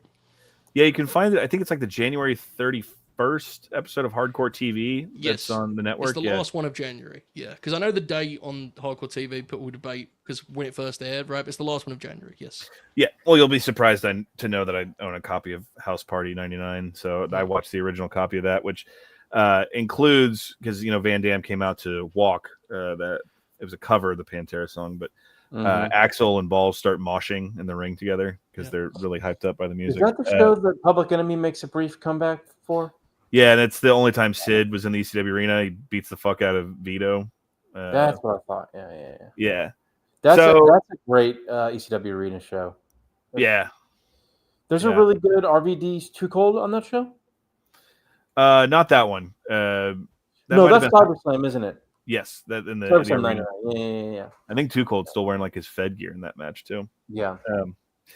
So yes, have to include some RVD, Sabu. I prefer them. They did have good singles matches together, but as a team, just their dynamic is so funny because Sabu's the crazy menace and RVD's this cocky fucking, pothead. But and the Hayabusa Jinsei Shinzaki match, I'm pretty sure now it comes in the mail every Sunday with the newspaper. But wanted kind of an outside of the box one, and it's not often we're gonna get to talk about Balls Mahoney. It's even less often we're gonna get to talk about Axel Rotten. And man, I think I imagine Heyman like asked him for 20 and they're like, no, let's just fucking do everything we can in 8 minutes. Dude, there's parts in this where Balls and Axel like running dream sequences. Like the Backseat Boys were watching this in the crowd like, well, hold on, maybe we should do that shit in our matches. And it's an interesting dynamic for the ECW arena because ECW arena dictates how they're going to react to matches, what they're going to be performative about. They're like all these guys. I think that's probably what played into the way this match is laid out too, because it's just like boom, boom, boom, boom, boom. No real time to like take a side per se. Sabu does start this with the ankle dive. Balls and Axel really get cooking with the double team offense. There's a really funny part where Fonzie tries to hit Balls in the back with a chair and he just turns around like a fly like went by him. He's like, what the fuck was that? Axel gets really cooking at one point in this where he's ducking both Sabu and RVD's offense and he's laying them both out. Axel, it's said about him that, and if you've seen pictures when he first started, he was a kid in really good shape and he was wanting to be part of like the Malenko, Guerrero, Benoit, Jericho, that era of like the up and coming young guys. And people claim he was like a really good, wrestler, but then he got teamed with Ian Rotten and that'll kill anyone's will to live. So we end up here with him and Balls the same way, but Balls always looked like Balls. God love him, man. He had no choice but to be a brawler and he is here and he looks amazing at it. Within seconds of each other, we get an insane Sabu dive where he does a triple jump, like fucking 180 moonsault to the outside. And then RVD sets up Axel Rotten for a 5-star frog splash and then decides, fuck that, and dives into the crowd onto Balls Mahoney. It looks incredible because it's basically just from the hard cam perspective. So it looks like he just jumps into nothingness. It's fucking insane. Not to be deterred, though, Balls Mahoney busts out a Saito suplex when they get back in the ring. Nasty looking, too. They go, like, sideways. Sick. Yeah. RVD, I'm pretty sure for the only time in his career, hits this in, like, wild diving shoulder tackle over the top rope to take Balls out, I believe it is, which sets him up for Sabu to dive onto him through a table, of course. Then back in the ring, Balls always had a great super kick. And then, the closing sequence is just complete madness because Balls does his frog splash, which was beautiful. Balls had a tremendous frog splash, and Balls had a gorgeous top rope leg drop. If you've never seen it, go check it out. If you've never seen his singles matches with RVD, those are worth checking out as well. And he lands, Sabu immediately comes off the top with the Arabian Skull Crusher. They do the RVD Sabu finish where they put Balls to the table, where they both jump into the middle of the ring and converge at the same time. If you're looking for long-winded storytelling or, logic, maybe, this isn't the match for you. But my last note just says a blast. This is just from the jump. They just fucking go for it. Balls and Axel were such a fun tag team. Balls Mahoney was a hell of a wrestler. He looked the part. Yes. He had a great working punch, as we like to call out. Beautiful spine buster. They do that spine buster Boston Crab leg drop like combo in this at one point. And so getting any inclusion there is great. And Sabu, for all of our jesting about, did he mean to do that? Did he not? He's on fire in this. He hits like everything that he goes for. And RVD is also, I don't mean to insinuate anything, but it appears to be on a different planet with just the way he's flying around the ring and, like recklessly in a way that you didn't really often see him do that. RVD would do crazy stuff, but in a very confined environment. Like he would do beautiful athletic feats, but it was very rare you see matches like this where he's just caution to the wind, just diving like crazy at shit. So I think I've now talked about this longer than the actual matches, but it's a fucking hoot, man. It is, and I apologize. The shortest match is our last one, right? But that is a very different pace to this, to what Alex just described. That this match is so tight in terms of the amount of highlights they pack in. It actually weirdly feels like it's gone through the Paulie editing process. You know, when he would put a match on TV and he would trim all the fat, and it feels like that in real time, right? Like it's just direct, man. Everything here hits. There is some great tandem offense from Axel and Balls, man. Legitimately. Oracle, this is a good time, right? Mm-hmm. Oh yeah. You knew it was gonna be fun when 45 seconds into the match, whatever it was, RVD gets fucking dropped on his head in a double team move. And you're like, okay, yeah, this is gonna be good. It was just like balls to the wall sprint that you would get sometimes in ECW because you got these sometimes there. A lot of times you would get the 20-minute, 30-minute crazy fest, and those are good, right? Like RVD and Sabu versus the Eliminators are fucking awesome because they're just psychotic 25-minute affairs where they just do completely lunatic shit, for a fucking half hour. But every once in a while, you'll get a match like this where these guys will just go out and do shit for 10 minutes or less. And it's this was a really good example of that. It was indeed, Bobby. Do you think you could have been the third man on this team, mate? Axel, Balls, and Bob. It would have been tough. I don't think I could pull off their jean short skirt things that they're wearing, so... You'd have been better fit as the third headbanger, mate. Yeah, there we go. Swing that chair, couldn't you, Bobby? I could do that. That'd be fun. I could do that, yeah. What did you make of the match, Bob? It was fun. Kind of peak when you think of ECW. This is the sort of thing that comes to mind, just kind of 10 minutes of chaos. And, we got that also kind of in the Taz match and then obviously in the Abyss match, but that's different. But, I'm kind of glad this got included because, again, when you think of ECW, that is kind of what you automatically go to. And, Sabu and RVD, probably two of the Mount Rushmore guys for the promotion or whatever, too. So, yeah, I'm glad it got included. I liked it quite a bit. Yeah. We needed some Van Dam, and it's only right with the Grappler that we take a little bit of a little wild card route with that, right? So that makes sense. Less unorthodox, even if it's not their most famous match, we had to do the Taz match, a Taz match, I should say. Joe, you enjoyed that? I wasn't curious how you're going to feel about that tag match. You enjoyed it? Oh no, I enjoyed it a lot. I actually think, to be honest, I think in some ways it's the best match we cover here. To be completely right, I didn't give a good enough turn, but to me. When I use the word tight, that's the best way to describe it. So to me, this lacks a lot of the excess that the other matches have, where there's set-up time. And I thought because it was a tag, it was boom, boom, boom, boom, and it was really compact would be the word. I really, really liked it. I think in some ways it's the strongest match as a result of that.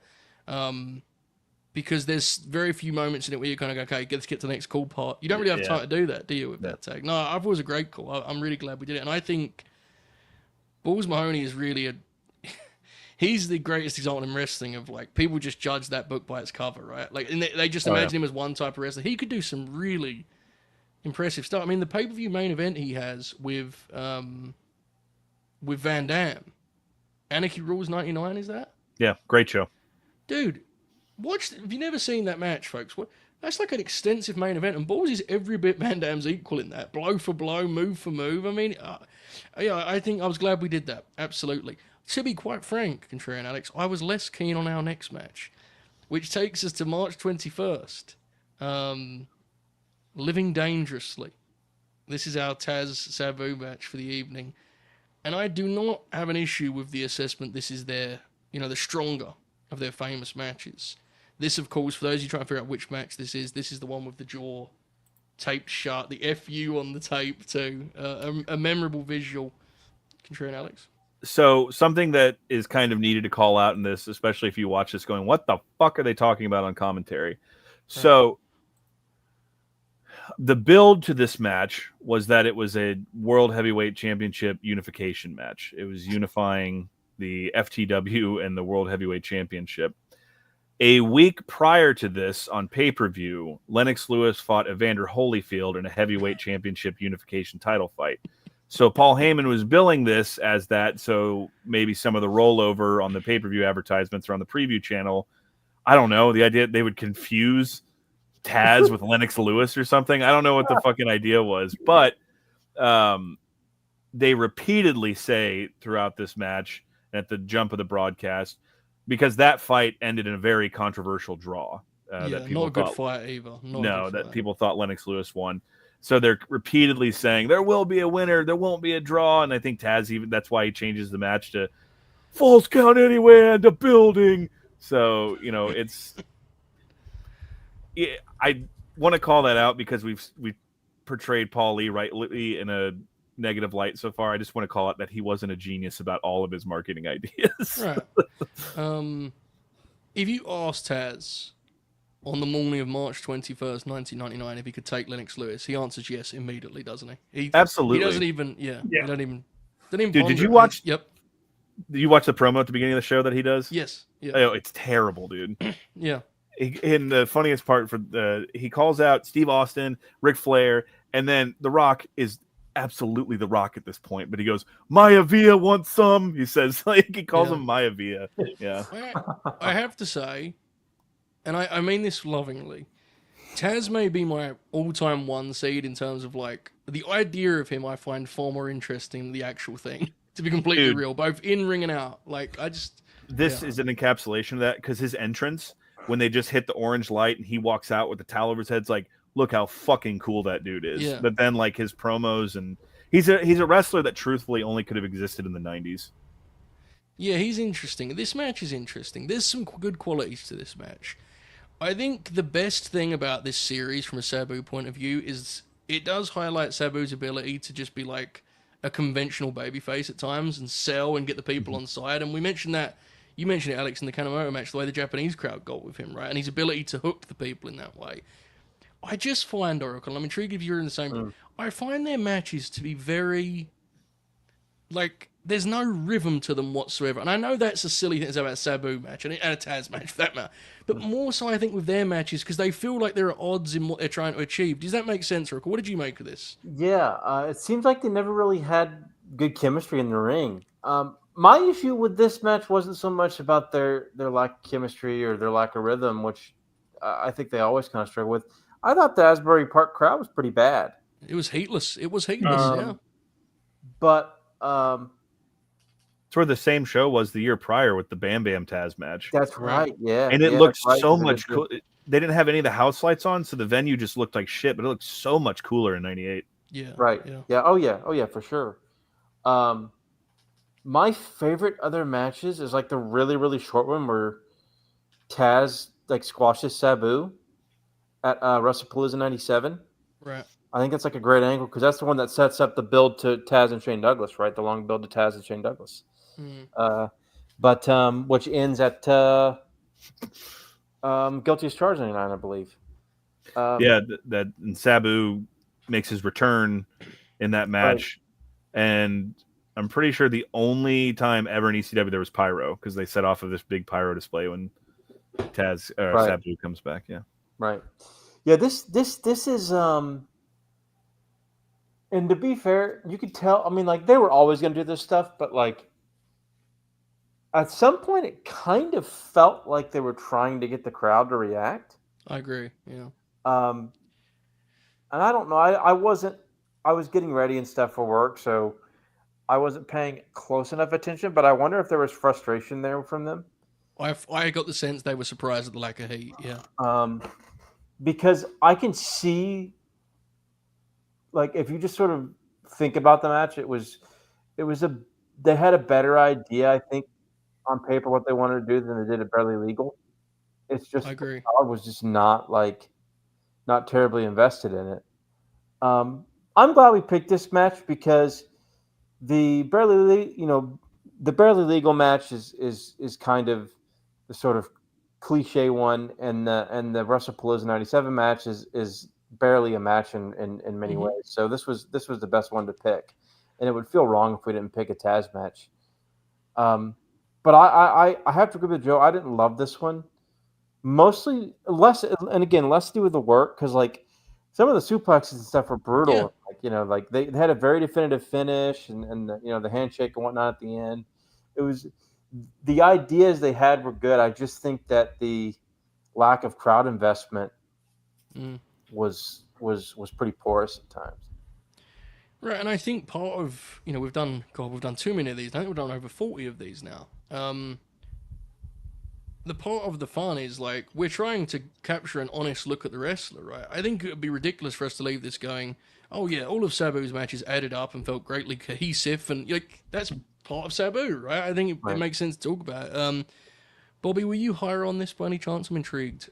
No, not really. Like I thought it was a cool story that his jaw was actually broken, and Taz is going after that, and obviously he does the chair throw in the air Sabu, so I enjoyed that stuff. But like as a match, I mean, it's fine. It wasn't my favorite on this list. It probably isn't in my top half of the ones on this list that we've watched even. So it's like I don't know. Again, it wasn't bad, but yeah, the lack of heat, kind of like you guys said, kind of takes it out because you hear Taz just shouting the whole time. Which I mean, you can hear that in a lot of matches where the crowd's not quiet too, but it's very noticeable there. I like the finish. I think the finish is cool. I think not wanting Bill Alfonso throwing the towel and kind of making that your big thing was cool. But yeah, overall, I mean, it was okay. There is nothing worse than when you do you crowd brawl and the people aren't where you want them to be, Yeah. and it's just kind of hollow. It's a bummer. There is some really good stuff here though. The big dragon Tazplex at the end there is wild, and there is another blown sunset bomb. Alex, there's some good stuff here, right? Which Joey Styles calls an Arabian power bomb. That was one of the. If you watch enough ECW, you know one of the most annoying tics that Joey Styles had was he would just refer to moves that a wrestler did as like their move. Like, the Sabu kick, the Sabu punch, the Arabian blah, blah, blah, blah, blah. Yeah, it was, Yeah. And, oh, man, for those who ever watched long Nova matches longer than 5 minutes, there was 30 move names he had to get in. So, anyway, this show has we talked about it on the Sid episode, Sid confronting the Dudleys. Awesome moment. And also, Oracle, I don't know if we've ever talked about this, but this, my hot take is that the RVD Jerry Lynn match from this show, I preferred the Hardcore Heaven one. I like the one on this. Show. I haven't watched that series in a long time, but I remember one being clearly better than the other.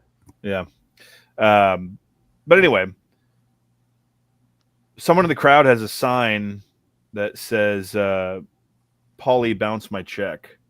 And in March of 99, brother, you just wait. Yeah. Taz's entrance is awesome. I don't know if Sabu, this is the first match we've done where Sabu gets a full real entrance or the entrance we would know him for. And Bob called this out on Twitter, but God tier entrance theme Sabu has, man. Absolutely. And it's kind of, it's simple enough that everywhere he's gone has been able to do kind of their own version of it. And it kind of keeps the same boom, boom, boom. Good shit.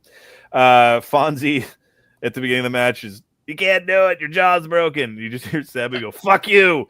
And on the first exchange of the match, the cameraman's too close into the ring and Sabu kicks him and you hear him just go, fuck out of my way. He tells the cameraman to move. Dude. And we got another 6 years before we get to our final match, 7 years before we get to our final match. When he's doing those triple jumps to the outside, man, in the last match, even you could kind of ration out in your head because Balls and Axel and RVD catch him completely. He was doing this every fucking night on these house shows, these triple jumps where he would just land on his feet on the concrete on the other guy. And yeah, it's no wonder Brothers' knees didn't hold up the way they were supposed to, man. Looks cool though. The crowd brawl is dead and it results in fucking Taz taking a just horrid chair shot to the head that the crowd just kind of like, oh. When they're brawling on the outside, Taz is doing that shit where he's calling out Hulk Hogan and Ric Flair and fucking Sabu hooks his eye, and you just hear Taz like a fucking New York cabbie. you cocksucker. And he's grabs him, is trying to fight him off. Sabu hits a really good splash in the ring, and the triple jump is obviously fantastic. We've already said kind of our piece about Taz. Like, the package leaves a little bit to be desired watching back all these years later. The way he would snap off suplexes, though, was fucking beautiful. The head and arm suplex he does here is just fucking fantastic. What would he do, Joe? He'd pop the hips, Oracle. He'd pop the hips. You got to pop those hips and keep that grip. That's what he would say that you got to do. Dragon suplex. It is a pretty fucking awesome babyface move to take the towel from your manager so he can't throw it in for you. And we get moments in every match that we do. And the way Sabu goes out on the Taz mission here is like, yep, he knew what he was doing. Like, he knew how to perform. The problem is that kind of like performance isn't necessarily what that crowd there wanted. Right. But it is interesting for exactly what Oracle said. You could make an argument, and a good one, that it was the best, at least in North America, the best angle of the 90s, but none of their matches really delivered. And I think that's, a different scale of the Brett Shawn thing, because Brett and Shawn always talked about like, they were always good in promos together and the angle and whatnot. And they just never pulled matches off because their egos clashed too much. I mean, the difference is Taz and Sabu are good wrestlers and Shawn Michaels isn't, but it's I mean, you're in rare form tonight, brother. Rare form. I mean, that was remarkable because you led with slight Taz burials and then you pulled it all the way back round and did an EC dub chant. I mean, that's why you keep people on their toes. You gotta love it. If you need to see what Taz is capable of, I invite you all to watch his match with Jerry Lawler at SummerSlam 2000. That whole thing is awesome. Yeah. No, I like Taz a lot. I think it's fitting that we did this match. Our conclusion was there's some good ideas in here. It isn't quite what you'd want it to be. I think that's fitting, right? I think that's on brand. Okay, works for me. We have another super chat here from the aforementioned John Burr, who, again, two halves to this, so I'll lead with the slightly more relaxed half. He says, how many of these gimmicks do I have to buy for Alex to do the rest of this stream as Kevin Von Erich? Now, here's where I have to step in and say, we can't do that because the show will go on too long because we'll be laughing too much. But because you sent a super chat and because you've been so insightful throughout the night in the chat, Alex, out of interest, what do you think it would sound like if Kevin Von Erich was, kind of assessing the game of Taz by chance? What do you think that would sound like?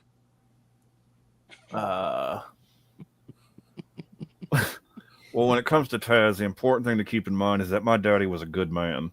My daddy never did anything wrong. He loved us, his boys. And, the Jimmy Carter took that away from us, and he gave it to Taz. So what is Jimmy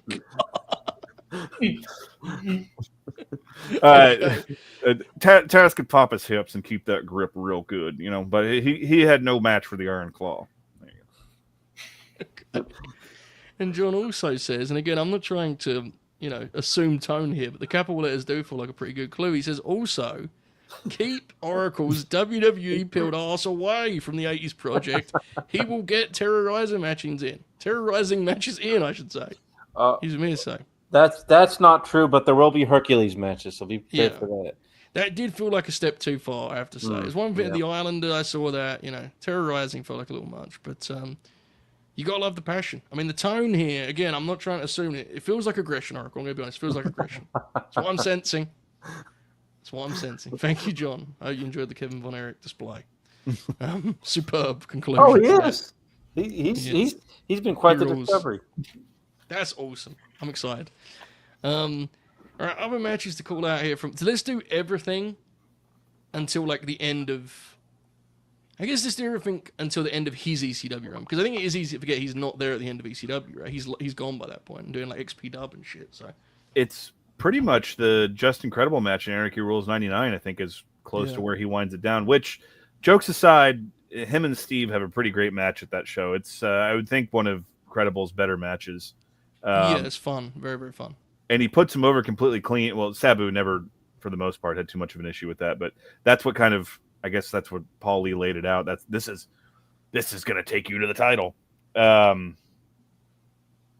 Hack, but we got some holidays to get to before we talk about the hack matches. The Hayabusa Jinsei Shinzaki match is very fascinating in the sense that the contemporary reaction to it was that it sucked, and now people talk about it like it's this revered tag match, because everyone's been kind of WWE brained into the idea that, which it is, but Heatwave 98 was like their X7 and it was their best show, but like that match was the one that got the least like amount of like feedback that night, or positive feedback, I should say. People were disappointed, right? Is the memory of that? Yeah. I think it's pretty good. I think for me at this age, it coasts a lot on it, the novelty of it being Hayabusa's one big, North American pay-per-view match. Oracle, you like it?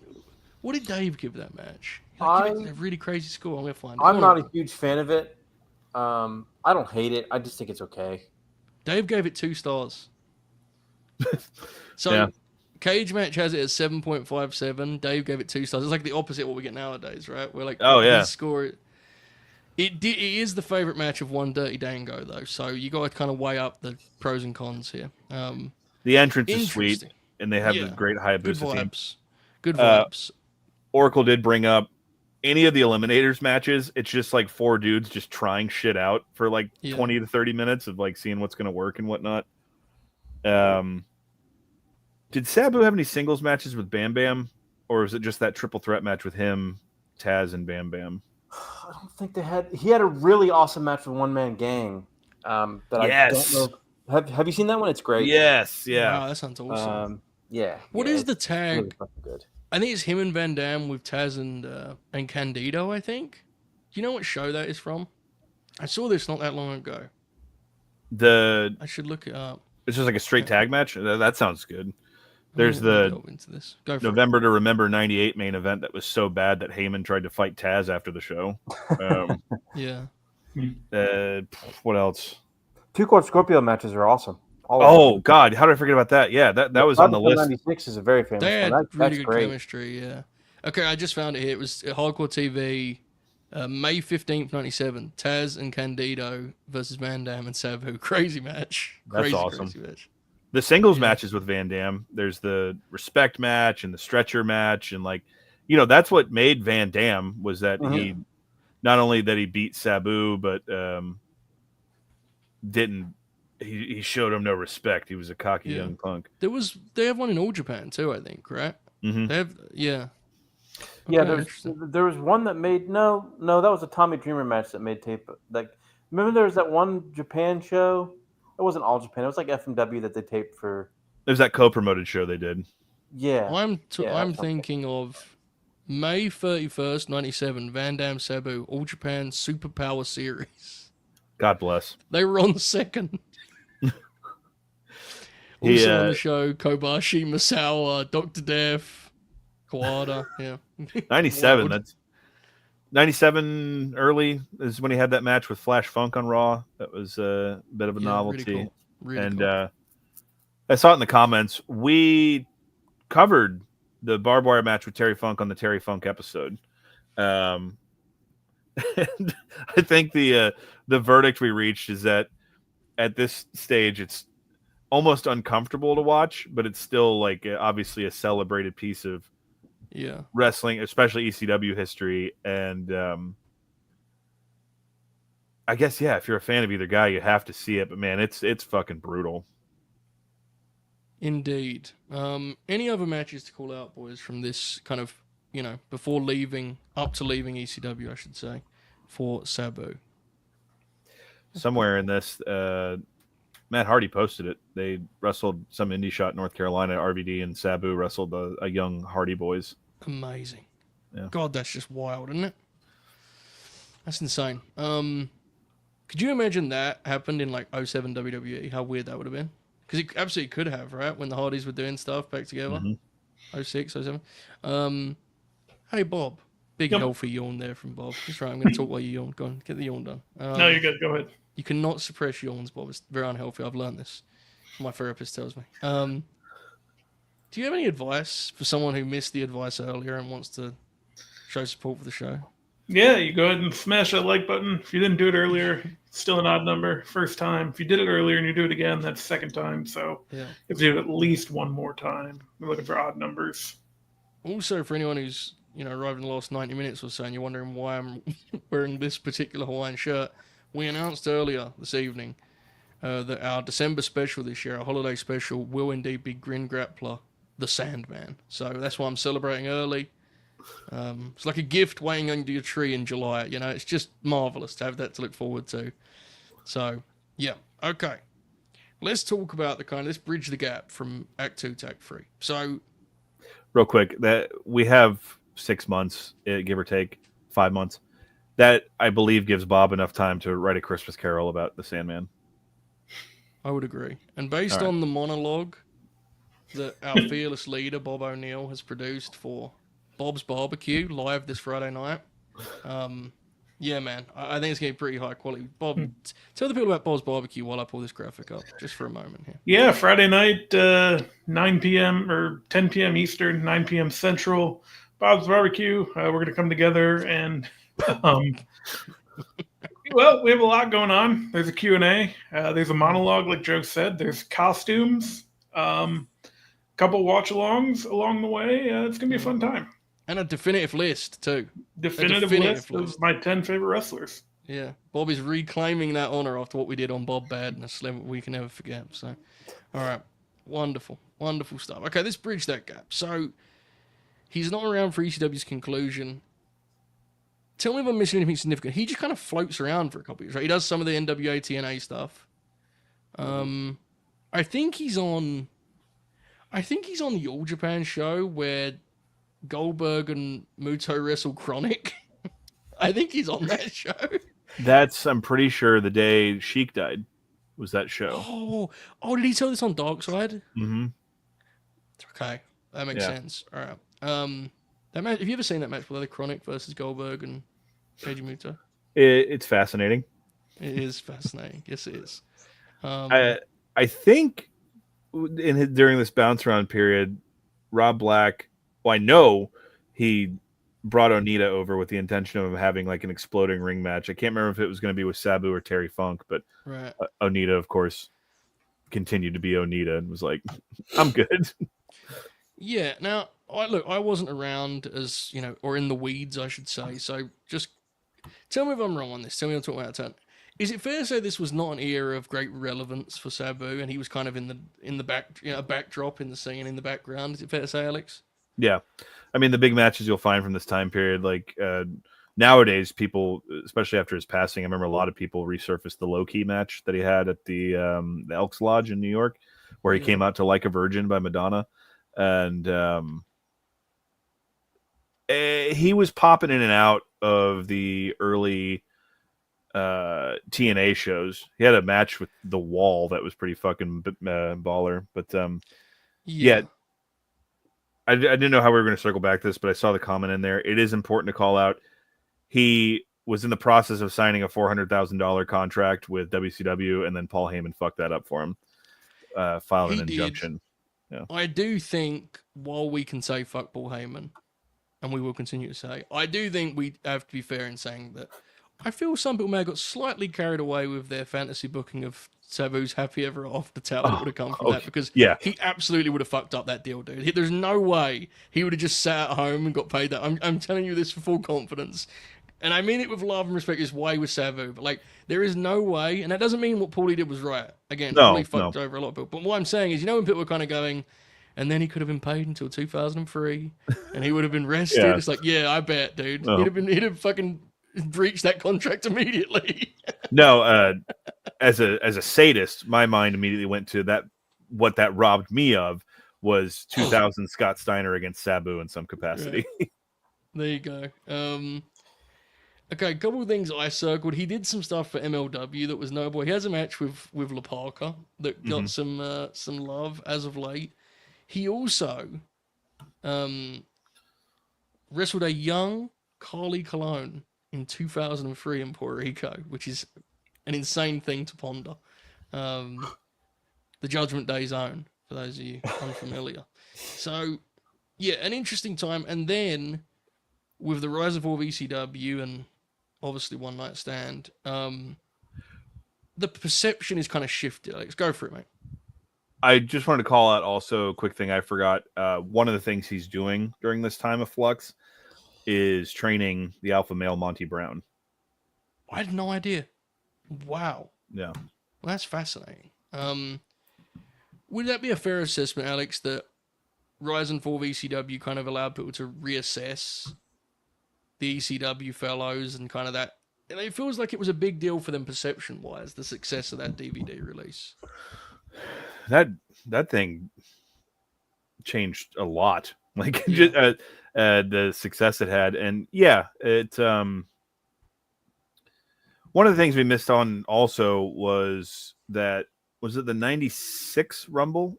Vince wanted to bring in Sabu as like a surprise entrant.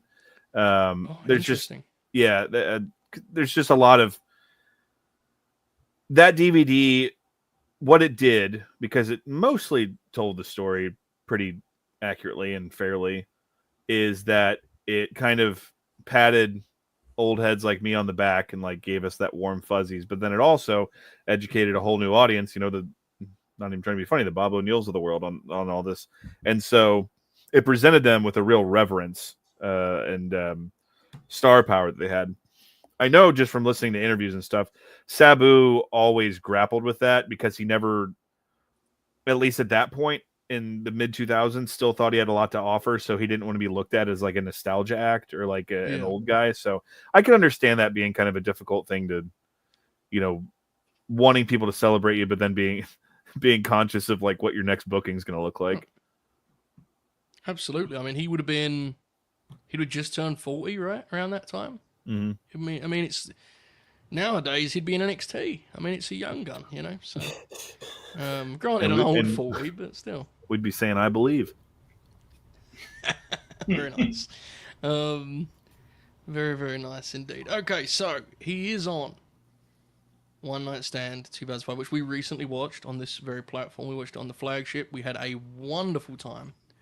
We recommend you see that if you haven't already. Go check that out. It was a really, really fun night. Some people say that's the most like triumphant grin along we've done, which is I think speaks to the quality of that show. It's just a really good time. So check that out. He's on that, and he is also around TNA and All For Light in 2005. Alex, this would be a great time for your prior anecdote, and also, if you will, transition from that into the novelty of him wrestling Samoa Joe mere months before all that's about to follow here. Go for it, mate.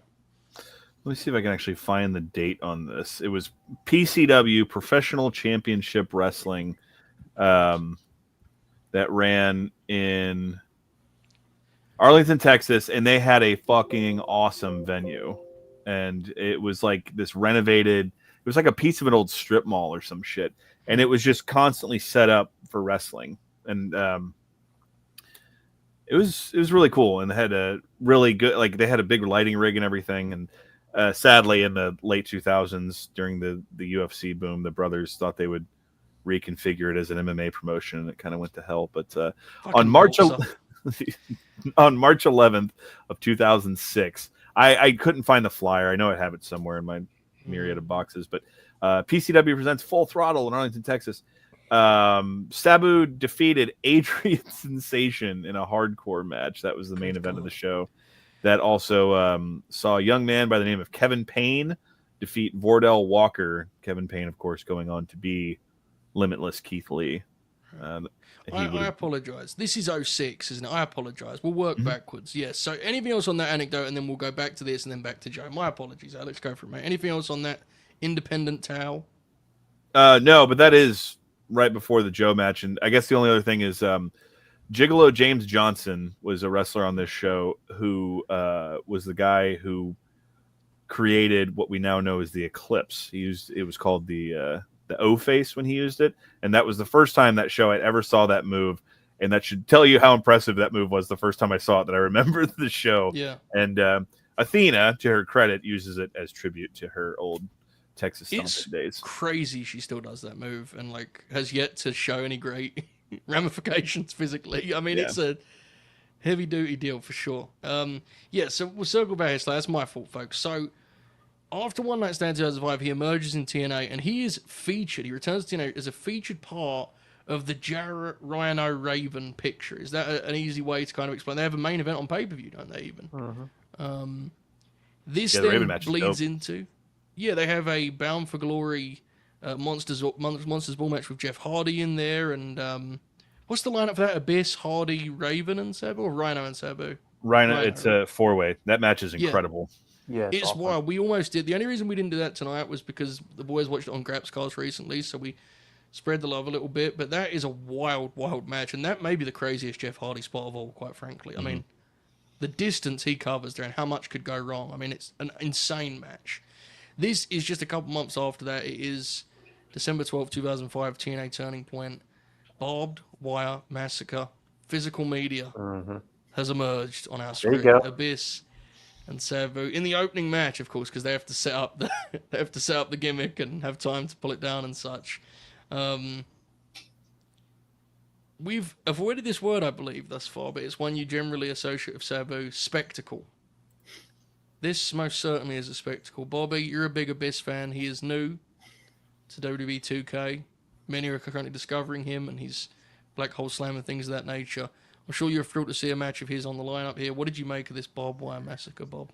I was fired up when we picked this. I had seen this match before, but yeah, it's great, man. Just from the jump, like I think the thing is, like with the 6-sided ring, the ropes being barbed wire looks even cooler. Yeah. And then yeah, from there, I mean, we're just off and running. You know, he throws a chair at him right away and tries to hit him with it. Won't go down. You know, Sabu's gonna have to overcome the odds. A little bit later in the match, he hits Abyss right in the taint with a barbed wire chair, which could not have felt great. Fair. Yeah, just again, all the big spots and the finish. You know, they bring in the giant barbed wire board, and one's not enough, so they have to put another one on top. And Sabu just kind of sandwiches him in between them, and it's awesome. And like you said, it's a spectacle. It is, and it does use a little bit of that kind of like Onita psychology of like, will they, won't they, and teasing it. But there's also a lot of the lads just going into barbed wire and bleeding and ring attire being torn. And yeah, exactly. It works, man. It's awesome. There's that gnarly kind of horror movie moment where he's taking the fork to Abyss's arm. I mean, this is full of head, Oracle. This is bloody, man. This is a barbed wire massacre, right? What did you make of this, mate? This is a match that I watched many times on the very DVD that one Contrarian Alex just held up for us. It was one of my favorite matches growing up because it was the only time you really like. There's some crazy matches in the Fed over the years, you know, usually involving Foley in terms of violence. But this match was like insane at the time. Some of the spots in this are just Sabu being shirtless because he's Sabu, working the barbed wire match. The spot where he gets stuck in the barbed wire and like Don West, oh man, looks like his neck's stuck in the, you know, and he's like, and like he's literally like he has to like carefully like make sure that his like, you know, jugular veins not being, you know, severed like, as he's like stuck in the fucking barbed wire. The spot where like he like pulls himself out and then like just immediately pulls out a weapon and just opens up Abyss's arm. It's fucking amazing. Like the finish is like awesome. The sandwich barbed wire finish is fucking awesome. Like one of my favorite finishes to like a crazy match ever. Yeah. And like Sabu just does like the like half-ass sit down, like sit down splash to get the pin. But yeah, this is some of the like flesh eating spots are insane. You know, it probably doesn't quite reach the levels of, you know, Born to Be Wired, but this was still a pretty crazy match to see at the time. Because it felt like, I don't know, it's still the only time I've ever really seen a match like that in the States, other than maybe like Hangman and Swerve, the first match, and even that was like had all the, you know, had the lore. This is more blunt, isn't it? This is more just blunt. much more just blunt violence. Crazy match. And part of that is we have to. I mean, this is at Universal Studios. Yeah, I mean, it's a promotion with a national television deal that's being like attempting to compete with the World Wrestling Federation. Yeah, Mm-hmm. it's bonkers, is what it is. Alex, what did you make of this on rewatch? Right, It's a hoot. I like kind of melding some of Oracle and Bob's thoughts together. One, it looks fucking awesome because of the six-sided ring, just the way it's laid out. It looks fantastic. And we're talking about that Hayabusa Shinzaki match not being appreciated in its time. Fuck people that contemporaneously said Mike Today and Don West sucked, because they add to like the match here of like they're awesome. Yeah. like they're just reacting like people would react seeing this. I did see it. Someone asked there what the rest of the card looked like. I had to look it up because I didn't remember. This is the one with the this is where Joe, right? Joe wins the X Division title. Joe and AJ, right? That's their best match. That's a classic match. That match is outstanding. Their best. Yeah. Honestly, I think that's like a top 5 Joe match. I know that's hard, but like I think it's up there. Dude. I think it's his best TNA match. I think. And then the rest of the card is the Christian Monty Brown match is all right, but then I might have to look this up. Austin Aries and Matt Bentley against Alex Shelley and Roderick Strong. Roderick Strong's a good wrestler. Roddy, that's right. That's a wild card. This was like chubby Roddy, right? When he was like 20. Yeah, baby fat. Yeah, he was tuning it up. Anyway, yeah, this is great. The visual's good. The fucking arm rip looks metal as hell. There's the good bit of Abyss when he's trying to do the earthquake splash where he goes to multiple sides trying to hit the ropes and he hits the brakes. That's really good. Yeah. And he pays for it too, right? The hesitation, Sabu counters it too. It's nice. Sabu has that incredible dive where he does a flip because he's trying to clear the barbed wire. And the way, TNA's production crew at this time would often miss things, but the way this is shot is incredible, where he just like flies into frame and lands on Abyss. It's tremendous. The chair wrapped in barbed wire, the sound it makes when he hits him in the head is awesome. Like that's like a video game sound effect when he cracks him several times with it. And then to Abyss's credit, he commits to the finish too. He runs 150 miles an hour into that barbed wire board and then, kind of Frankenstein's back and falls down. And they did this one more time. They had Abyss wrestle Judas Macias, right? What was his name in Mexico? Ricky something? Ricky was it Ricky Santana? No. I don't know, that entire feud is fucking insane. Judas Macias. Yeah, he was like a big, like, he was like a heartthrob appeal in Mexico, and then TNA brought him in. Macias is what he's most famous as. Yeah, I might be conflating the two, but anyway, Ricky Banderas. That's what it was. Banderas. There you go. Yeah, that's it. Okay, so the point I'm trying to make, when they did that match, it was all, it was all like Gaga and dumb Russo shit. This match is just a fucking crazy ass violent barbed wire match. And again, coming at a time when they were still, on the rise of being a competitor to the WWF. So I can imagine watching this in December 2005 and just being like, what the fuck? There's a good chance someone watched it. It was their first TNA pay-per-view and watched this and was like, what on earth? And they don't hold back at all in this. And I think Sabu's wise in this. He learned up until this point in his career. He doesn't do anything too crazy, but it's pretty fucking awesome. And it's a really violent spectacle. And it's something that also, so Abyss wasn't like the crazy hardcore guy really until his feuds with Jeff Hardy, and Sabu is the one that put him over the top. Abyss was like the big monster fella. But then like his matches with Raven, and then specifically the feuds with Jeff Hardy. And then it came into this feud with Sabu, where they had 2 matches prior to this that are both really good also. And this is where the thumbtacks really became his thing. And he became like the big violent killer. And so, we've been having so much fun with these matches that I think one of the things we've missed is Sabu did a really good job of like making people seem like they mattered, the way he wrestled and like the way that's the Taz thing. he has seemed so important because he was going after Sabu. And Abyss, after this, kind of for better or worse, had his niche carved out for the next few years of his career. Yeah, I do. I'm glad you added that better or worse, because that is a part of Abyss that I do.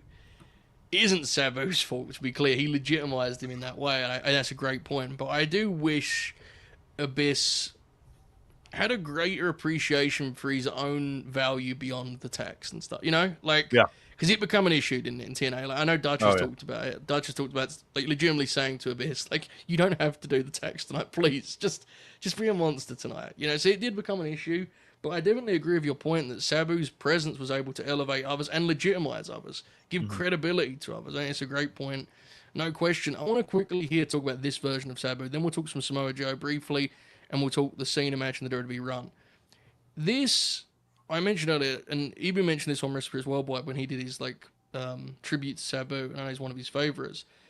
I do agree with the assessment. This is like the best Sabu in a lot of ways. The older look adds almost more like rough kind of grittiness to his presentation. He's still capable of doing crazy stuff because he's not crazy old. He's in 40, just turned 40 in that region. But he does have, and again, I kind of cringed at myself using the word polish earlier, but I do think this version of him had a greater understanding of where to place things. And I think you see that in like the Ray match, for example, the following year. Like the way the big spots are placed, and that obviously Ray deserves some of that credit too, but I think in WWE you really see how Sabu like evolved as a worker, and I think actually got better as a pro wrestler in a strange way. And his looks sustained and endured and so on and so forth. Oracle, what do you make of that that viewpoint? That in a weird way, this was his most complete incarnation. I've never really thought of it that way. Not that I disagree, but I can see that case being made. I think part of it is just naturally over time. I mean, if you've been wrestling for 20 years like he had, I mean, I think he's obviously going to be able to have kind of a better understanding of how to, especially by that point, he'd had this legendary aura, right? He was already a legend by that point. So he knew how to maximize that, I think. Yeah. But also have he knew how to milk stuff better, play stuff better. Great way of putting it, yeah. I do want to point out that in 1 week's time, he had a match with John Cena, Rey Mysterio, and sandwiched in between the great Corey Graves. So, the great. Tremendous. More on that later. Alex, what do you make of that? That take that in some ways this was his most kind of, again, I hate to use polished, but you know what I'm saying, right? Kind of more complete version. Yeah, for those who aren't familiar with the Raven feud, it's pretty fascinating. Like it's because it incorporates like this whole thing that Sanjay Dutt is Sabu's protege, and I think they only have one match, which is also insane to consider in 2004 or 5 that Sabu and Raven had never had a match before, like of any notoriety, because they really were. If you look at like timing, every time ECW, they were just ships in the night passing each other, and yeah, that feud's really a fun little footnote of his TNA run. And then, yeah, it's, I think just what we're saying now, I think also in his head, he's finally like in a place of consistent work.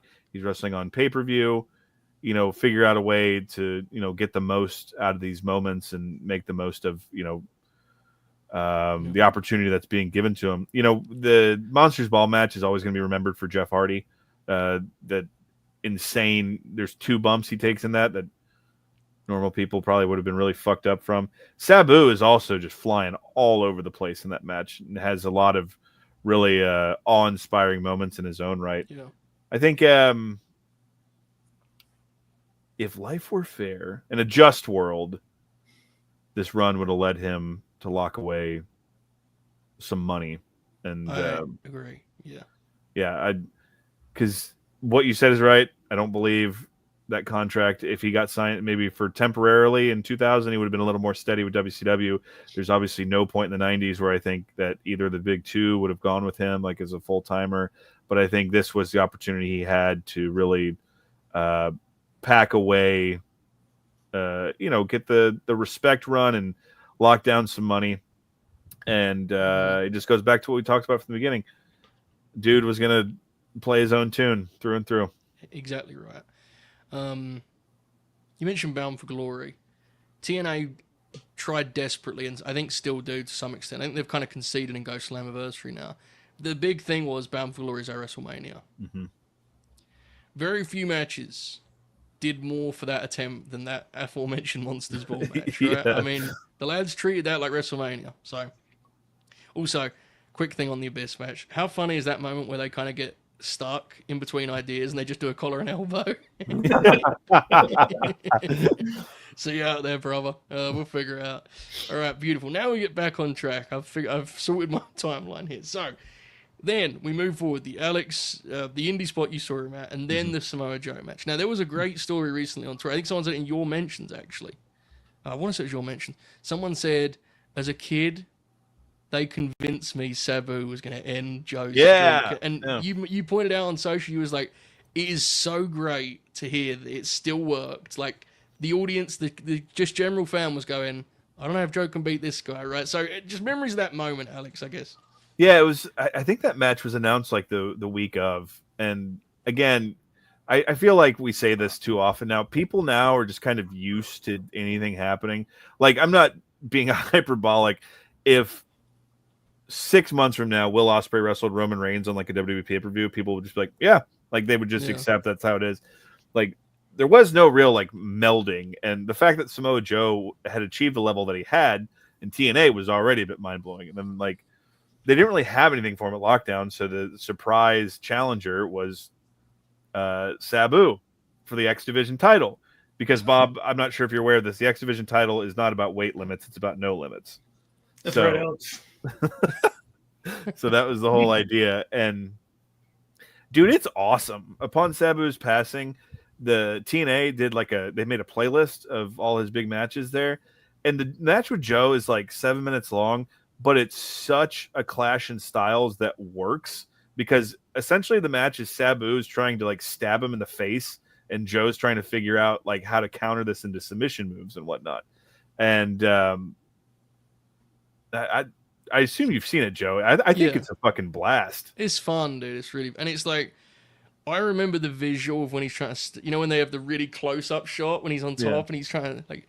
It's really, really fun. I mean, Sabu's hurt, right? He often was, but he's like he's got a cast on in the arm, right? Doesn't he broke it, I think, in Mexico a few weeks prior. But the whole thing of that is a compliment to what TNA was, what TNA had at one point in time that really could have set them apart, and why they should have just gone with Joe from the fucking jump.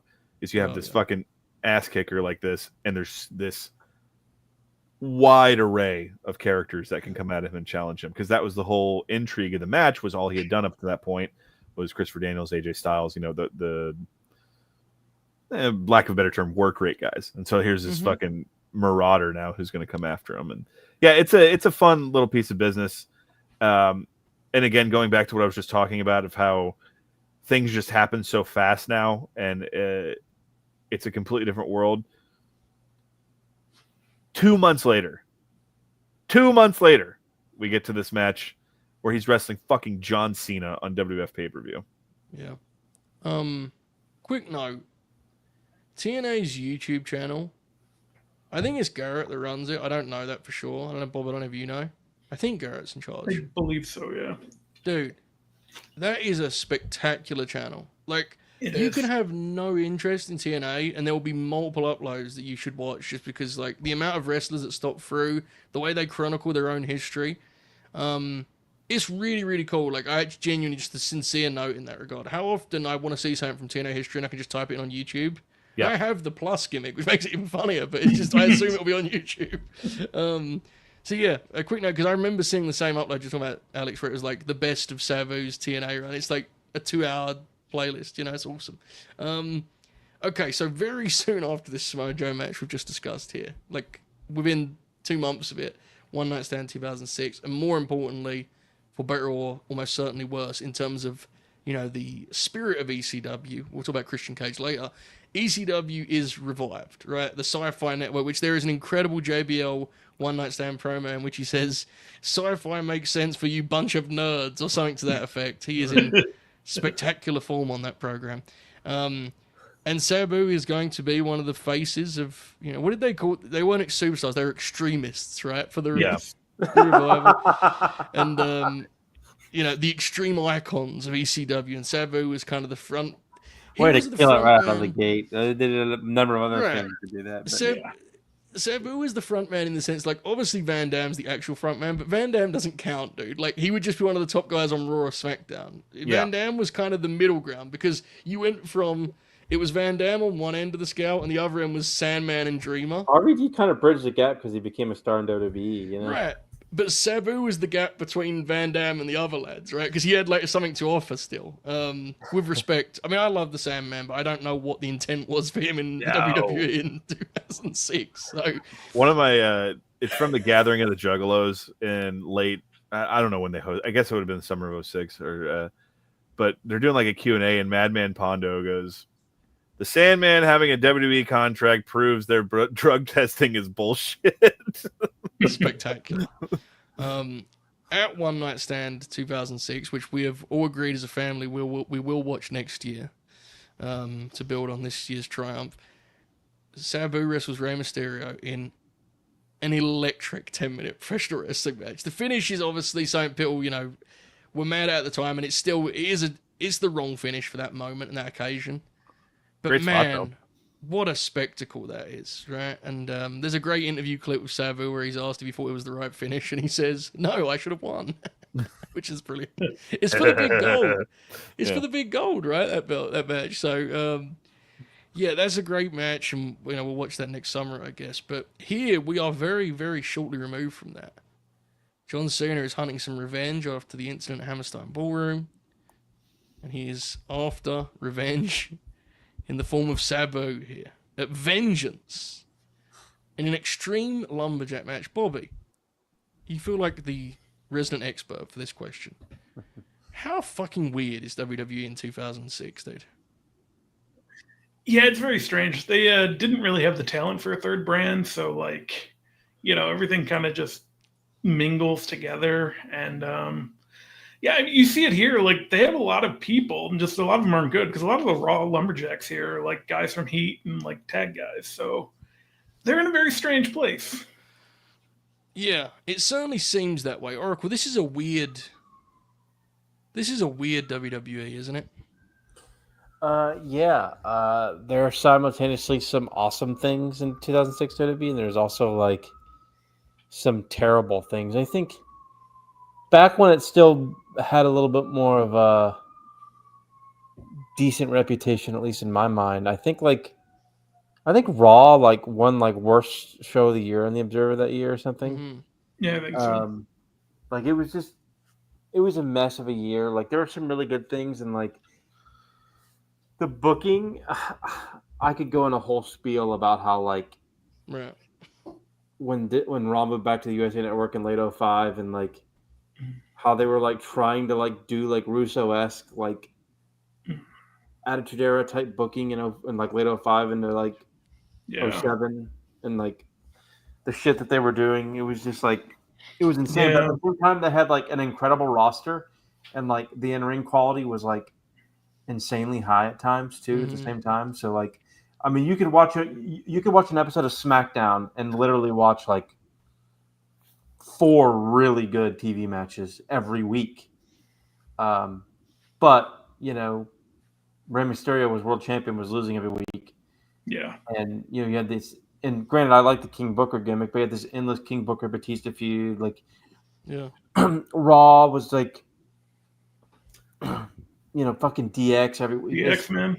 Yeah. See, I ask all this because I think it's important to contextualize that as weird as this match is, it's not sort of an outlier in the sense that there's a lot of weird stuff happening, isn't there? It's just very strange. Yeah. This is an extreme lumberjack match. It follows Imposter Kane versus Shout out. Kane, Big LG. the big man. Having another classic on pape. Sex Ferguson. First of many. It's back when Terry Funk said he remembered him.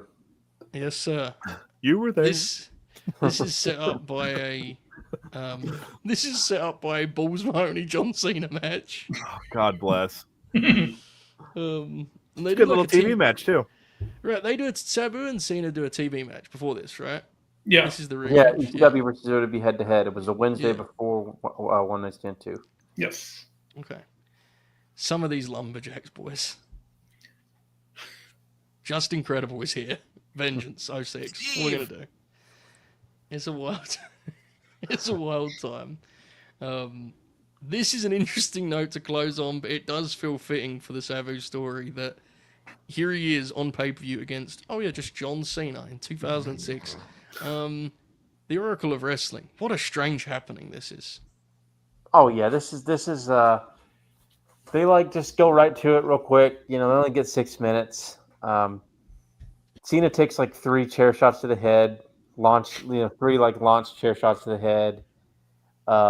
Stevie Richards gets FU'd into the crowd, and I popped huge. At one point, when Cena starts doing a thing because they pan it on his black eye, and JR goes, "Oh man, look at his face. He looks like a guy. He's like, doesn't he look like a guy who can fight somebody and whip some ass?"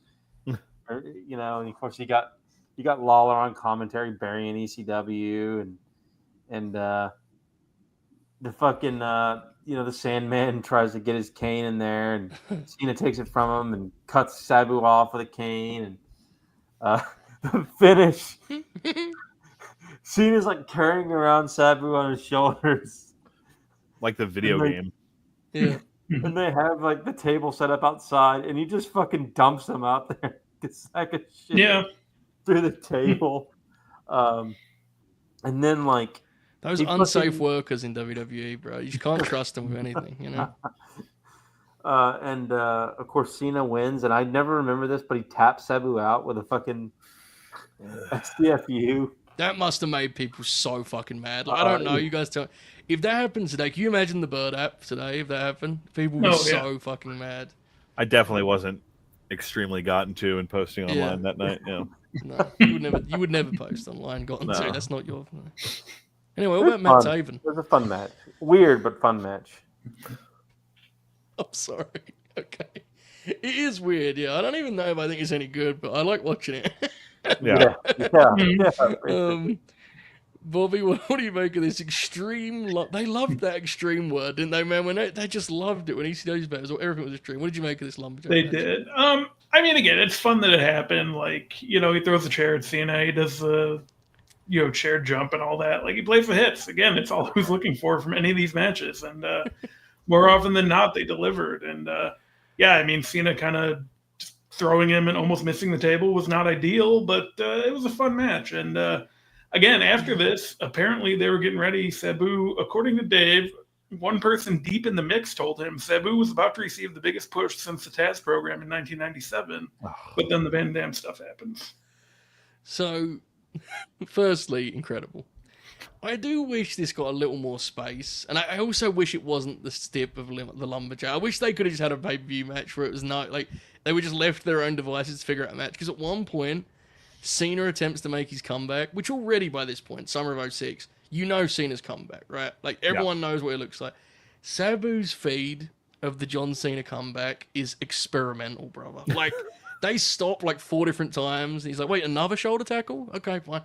It's a marvelous visual. It really, really is. We had to do this, Alex, didn't we? It's John Cena on pay-per-view. This is ridiculous. What did you make of it? Oh, man. So, in going back to this, if you'll indulge me a moment here, John Cena was awful at this point, and I completely forgot about. This is still, we're a ways out from Cena just being able to be Cena. This is still Vince wanting Cena to be Hulk Hogan, and the way he talks and the way he walks and the way he presents. Look, this match is fun. What I mean by awful is Cena's taking his marching orders, right, and he's trying to say what Vince wants him to say, but say it like the John Cena that he's made up until this point. Mm-hmm. And I mean, this is, It's Hulk Hogan. He had him wrestle, the big tall guy, and then the fucking foreign menace and whatnot. And look, this could have been a Hogan program, the temporary, like the crazed guy from the outside. And watching this video package, they do a good job of establishing that Sabu's like nuts. And I'm sure there were plenty of little kids that had their John Cena shirts on watching this pay-per-view, worried about what was going to happen. But for me, like, what does he say in the video package? I went to ECW and I liked it. I was like, dude.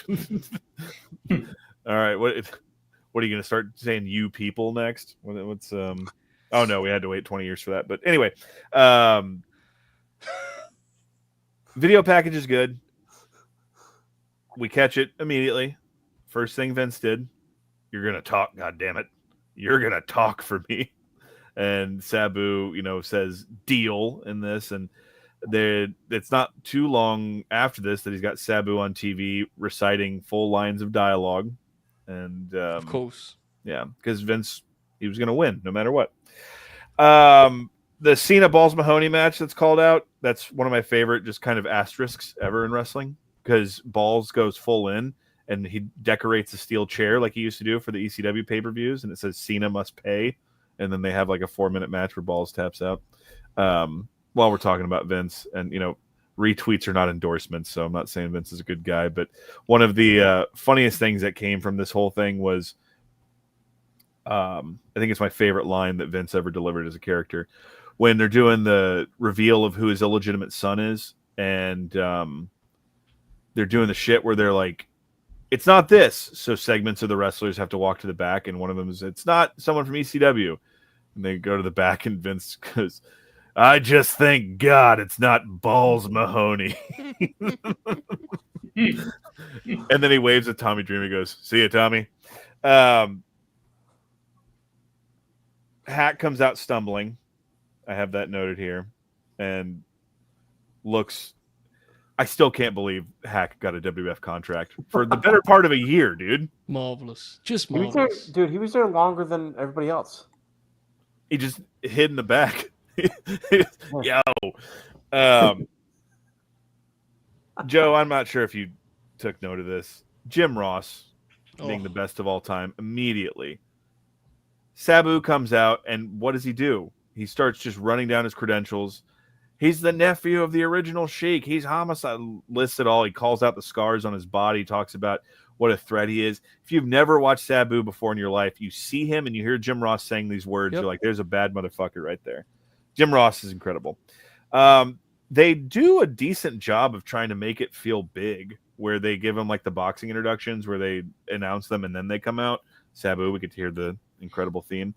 I do appreciate Lawler's consistency with burying ECW, and he talks about when he went to the ECW arena and he's like, I took the Sandman's cane and hit Tommy Dreamer in his testicles with him, and he had to get surgery. The match itself, the Jim Ross call I have that made me laugh out loud was when Cena comes out. He goes, Moses like John Cena splitting the Lumberjacks. Oh yeah, he's part of the Red Sea. That's what he says. Yes, John Cena does end up stealing the Singapore cane for the finish, but not before Hack gets in a good solid lick on John Cena's face, dude. He hits him in the head as hard as he can, which I understandably howled for. We get the triple jump moonsault, the chair to Cena's head. John Cena does like a jackhammer at one point, which was pretty interesting. Yeah. To be honest, man, this match is like a Sabu showcase that John Cena just ends up winning. Like Sabu does all his shit, and then LOL Cena wins, as was the call at the time. And yeah, the FU through the table that he barely touches. It's less than 7 minutes. It's an unbelievable just kind of match that happened. It's one of those you can look at the match graphic and just be like, what? But a fitting note to end on. Because Sabu's very good in this match.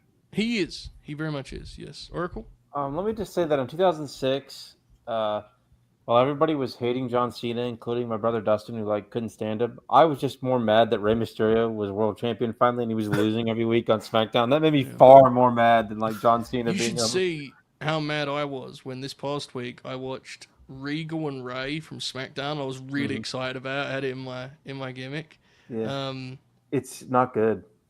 And the whole match is just Booker. Like they just keep cutting to Booker. Yeah, on commentary. it's a mess. Like the whole rate. Like Yeah. I know it's an aside, but like, and yes, people fucking hated Cena. Like my brother hated him. Yeah. No, I'm with you. But like, I was way more like mad that like Rey Mysterio was like losing all the time. No, you're right. It's such horseshit that he, like, the story goes, he put the belt on Rand and immediately told them when he was dropping the belt, right? Bobby, do you want to take this super chat here? Go for it, mate. Yes, sorry to interrupt. I'm at work and don't know what's going on, but love Sabu, love that match, and Bob by me, Barry Lyndon. That is from our friend Hobo Takes. I had a feeling it was. Any official comment? I'm not going to do that, but it's a good movie. Yeah. Thanks, super chat, bro. Appreciate you. Hope you're having a good night. We agree, Sabu. Pretty cool. All right, I got sent this. I want to read this. This was the Battle Royal for Sabu to face Cena, which was just talked about. So the lineup for this was obviously Sabu, Al Snow, Balls Mahoney, Big Guido, Danny Doring. Big Let's Guido? fucking go. Big Guido, yes. Who was Big Guido? Big Guido was like In WWE, who was Big Guido? he was like the big like second to like Little Guido. Like He was in Guido? ECW like way back in the day. Yeah, he was. Yeah. Is it the same Guido? Oh fuck! I assumed it was like a brother from Deep South. Sorry, my bad. No, Big Guido debuted in 1984, retired Yeah. after his run in the Fed in 06. My guess was they like switched him out and brought, gave the gimmick to like Kevin Fallon or something. My The bad. original Big Guido died, so they gave it to Kerry Von Erich. That's right.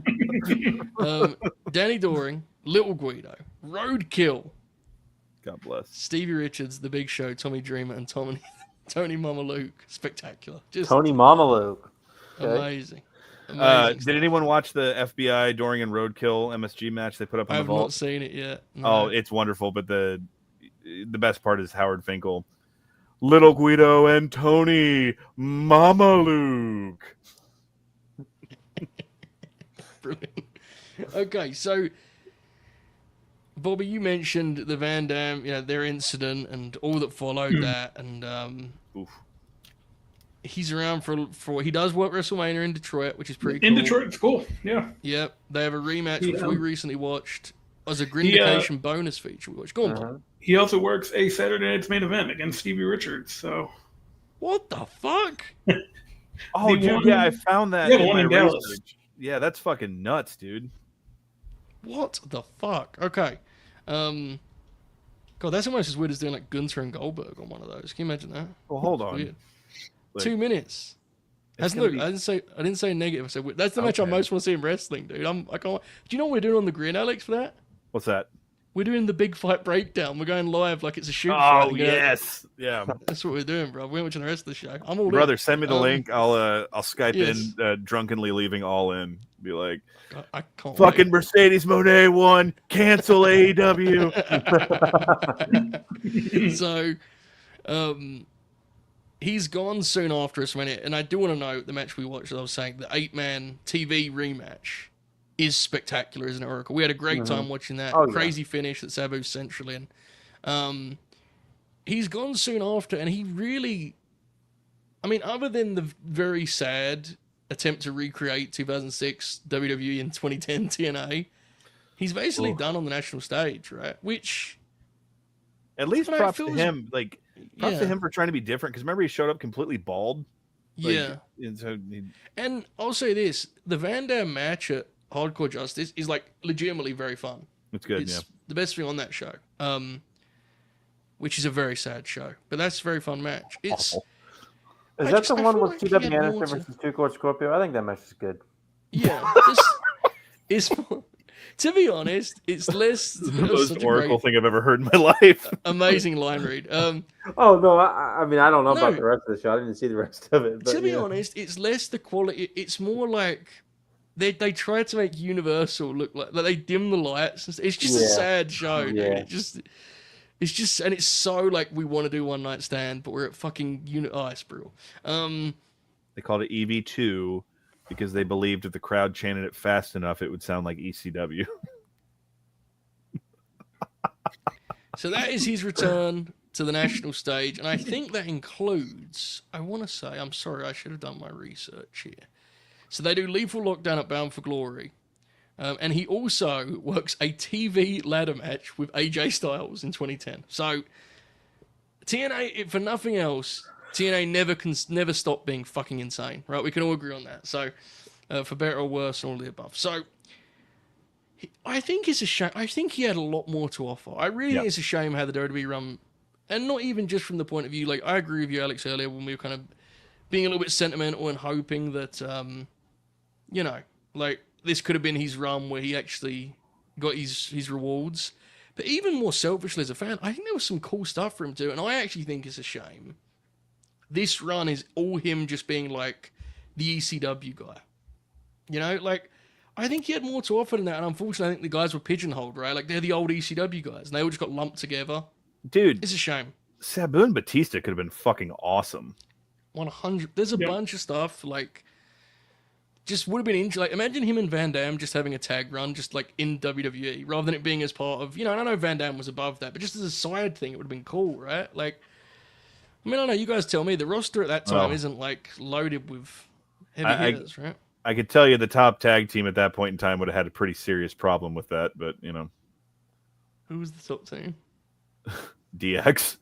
Oh, sorry. I thought you were talking about Caden Murdoch. I was going to say, really? Sabu, what we do here is lay down. Imagine, this is going to sound crazy, go with me. Can you imagine, like, you got a heel authority figure or whatever the fuck, Taker's the top guy on SmackDown, and they bring out Sabu to go after The Undertaker in, like, 07 Blue Brand? Baby. Vicky Guerrero brings out Sabu to try and kill off The Undertaker. It's like, I don't know, man. I wish that he could have, because I think his form was good enough. He could have had a real run. Triple H and Mike, but there was no way they were wrestling Sabu and RVD in a tag match because Sabu would just do whatever the fuck he wanted and throw chairs at Triple H's head. And that pussy Triple H was not going to have fucking be dealing with that shit. Let's just be honest. He's kind of nuts, though, I got to say. That's one thing I will give him credit for. He's not the one in that equation I was worried about. Sabu would be, all right, then triple jump moonsault. And I'm not taking that, Jack. That's Shane Douglas. I didn't say Dick Flair, so that wasn't Shane Douglas. Right. Yeah. Good call. Yeah. So I was thinking about that. Like, do any immediate dream matches of Sabu? Because we talked about that dude. He likely wrestled Bobo Brazil and ended up wrestling John Cena. So like he covered quite the spread. The one that came to mind for me immediately is I'm thinking like 95 territory, fucking Sabu and Vader. So, similar vein, when we were talking about the dark match he has, the dark matches he has, I was thinking about him coming in and working with Yokozuna in the WWE. Could you imagine that in the WWF? My God. I'm trying to think other matches. My Japan match is later in the 90s, maybe even early 2000s when he circles through. I know Oracle will pop for this. You get fucking Sabu and Genichihiro Tenryu. Oh, baby. God. Imagine him sticking around long enough on Nitro that he works with Meng. Oh, shit. That would be sick. Or, dude, even like if he stuck around long enough, he got one of those like 97, 98 giant like 3-minute matches on Nitro with Paul White. Like, yeah, dude. Yeah. Oh, Goldberg? Sabu's I fuck? think, oh, fucking hell. Oh, my God. Good God, Goldberg. God, that's too far. That's it writes itself, though, with the table and shit. Yeah. Oh, man. Fuck. That's wild. Paul, give us the pen. We'll actually put women on television. Insane way to cap off our Sabu fantasy booking. Man, that was just thinking about the matches is fun. For a guy who seems to wrestle everyone, there's still some stuff you can kind of kick around. Right? That's cute. And like Grant mentions in the chat, Sabu and O2 Dwayne would have been fun. Could you imagine? Oh God, the awful shit Dwayne would say. Yeah. Sabu, what is your name? Oh shit, like rookie Brock Lesnar in like 02 or 03. That could have had some fun there. And then we've brought it up before. Like we talk about it in something that's in the can, but even like pure dead-centered babyface Hulk Hogan and Sabu could have done something. Hogan gets the fucking five-alarm blade job and shit. Yeah, it could be fun. Yeah, for sure. Man, it's interesting they kicked those around. Okay, let's do some call-outs from this last chunk of Sabu's career. So I guess before we do that and just call out matches, it's mentioned in the chat he does show up in AEW in 2023, Double or Nothing, for the spectacular Chris Jericho Adam Cole match, which we'll remember fondly. Is that that like famously bad match? Oh, it's so bad. Okay. Legitimately, like, among major pay-per-view matches of the decade, it's one of the worst, right? It has to be. That was a rough night at the office, and that match is really bad. So he's involved in that, and it doesn't really make any sense, and no one really knows how to react to it, but it's still sick, so beast. And then, obviously the retirement match, but like it is a shame how little he's like around post. I know he wrestles a lot, but he's not like. It's just a shame that he goes from all the stuff we talked about that WWE runs, just like it's over with. That's the way it feels, doesn't it? Like if you were making a movie about it, there wouldn't be a lot you'd feel like you're leaving out. Before we do call out any other matches, Alex, I do want to give you a chance to talk about the last match, which we understand is a match that's kind of has a cloud somewhat hovering over it, but just as a fan, you experienced it, right? So go for it, mate. Yeah, I wasn't there, but there was an experience about it. He was in we both were around, and it was a big topic of the week. Yeah, I guess the thing I wanted to just talk about is what I said at the beginning of this episode was I literally remember the first time I saw Sabu. I remember as a kid being like, what the fuck? And I will always remember the last time I saw Sabu. I was at WrestleCon that Friday. I was talking outside the exit. I ran into my friend Michaela, and I was just talking to her about what she had been up to and whatnot. And Sabu walked by. And Sabu was not walking like a normal person. He was walking like a man who wrestled like Sabu for fucking 40 years. And I remember just like looking at him and watching him, and I turned back to her and I said, isn't he supposed to main event that show tonight? And she said, yep, against Joey Janela, who's got a torn bicep. And I remember we both just kind of like, well, we'll see. Yeah. And then that night, I went to the New Texas show at the Swan Dive, and in typical Sabu fashion, that show was going on during that, and I just saw the people that were there getting on their phones, and dude, like, showing your friend the phone, and that happened to me. Someone came up to me, was like, dude, you got to fucking see this. And it was that fucking crazy-ass spot where Janela Irish whipped Sabu into the barbed wire, and he fell back, and it looked like he knocked himself out. And when I got back, I remember hopping on back to Texas. I hopped on Triller and watched that match, and it's not it's not Born to be Wired, and it's not the Abyss match we talked about, but it was still Sabu being able to go out there, and I think the biggest thing about it is the aura of pure unpredictability that literally stayed with that man until his last match. Yes. Every match we've watched, I didn't mean to cut you off there, Joe, but like, I cut you off. Please carry on. My bad. Every match we watched tonight, there were parts in it where you went, well, what's he doing? Or like, what's he doing next? Every Sabu match you've ever seen, you've gone, wait, what is he doing? And that last match there, and I don't want to focus on the sensationalism of it. I just want to focus on his last performance there was so befitting of his career, in that it wasn't the greatest match ever, but it was one that immediately people were like, holy shit, look at this. And it was one that you watched and you're like, what? This guy's fucking crazy. And that is Sabu in a nutshell. And to his credit also, it did the biggest number of any non-WrestleMania show that whole weekend. And that entire show was sold on the fact that Sabu was wrestling. And that's why I framed that very poorly when I pitched it to you. To me, you and I both experienced it because we were being in Vegas that weekend. It was palpable, the significance that match had to be quite frank, everything else that was on the slate that wasn't WrestleMania. We're being complete. Like, I wasn't going to that show. I was never going to that show. I was watching the Dre in T-Mobile Arena, but everyone that was in Vegas for WrestleMania at some point was asked about whether they were going to see Sabu, whether they thought Sabu could wrestle, about the quote where it was like Sabu told Brett it was going to be, even better than Born to be Wired and all that. It was a big story of that weekend. And as you mentioned, there's parts of the story we don't need to get into, and that's whatever. Someone else's thing to figure out. It's not our story to tell. Exactly right. But the fact that his last match had this like remaining mystique around whether it would exist or not, and like it delivering somehow on a spectacle is fitting, as you put it. So I think we had to talk about that a little bit. Yeah. Anything else on that, Alex? Because it was an interesting part of the weekend for sure. It's surreal. It was just surreal the way it all kind of played out, because like he wrestled a match. It wasn't like he just did some promo and he looked like he was blown up 30 seconds into it. I'm resisting making very off-color jokes. So moving on. Yes, good call. Befitting in every sense of his career.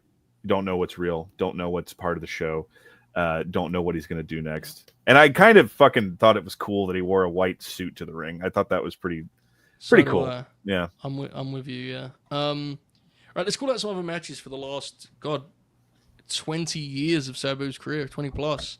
Did you watch that Kurt Angle match, Joe? I did. It's very fun. Very fun. It's fucking weird, but it's very fun. Yeah. To be honest, a lot of the Kurt stuff in that time is weird, let alone when you sprinkle in Sabu, right? It's just a strange time. Especially when you know how close he is to the end of the run, Strange. So, the ECW TV 8-man we discussed.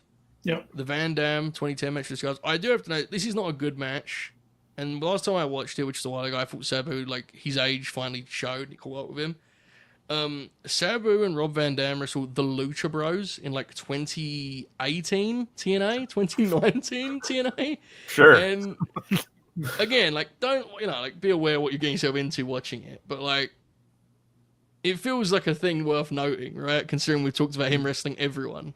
He was in there with part of the last CM Punk John Cena match, Penta. So, tremendous stuff. Any other matches to call out from this last 25 years of Sabu's career?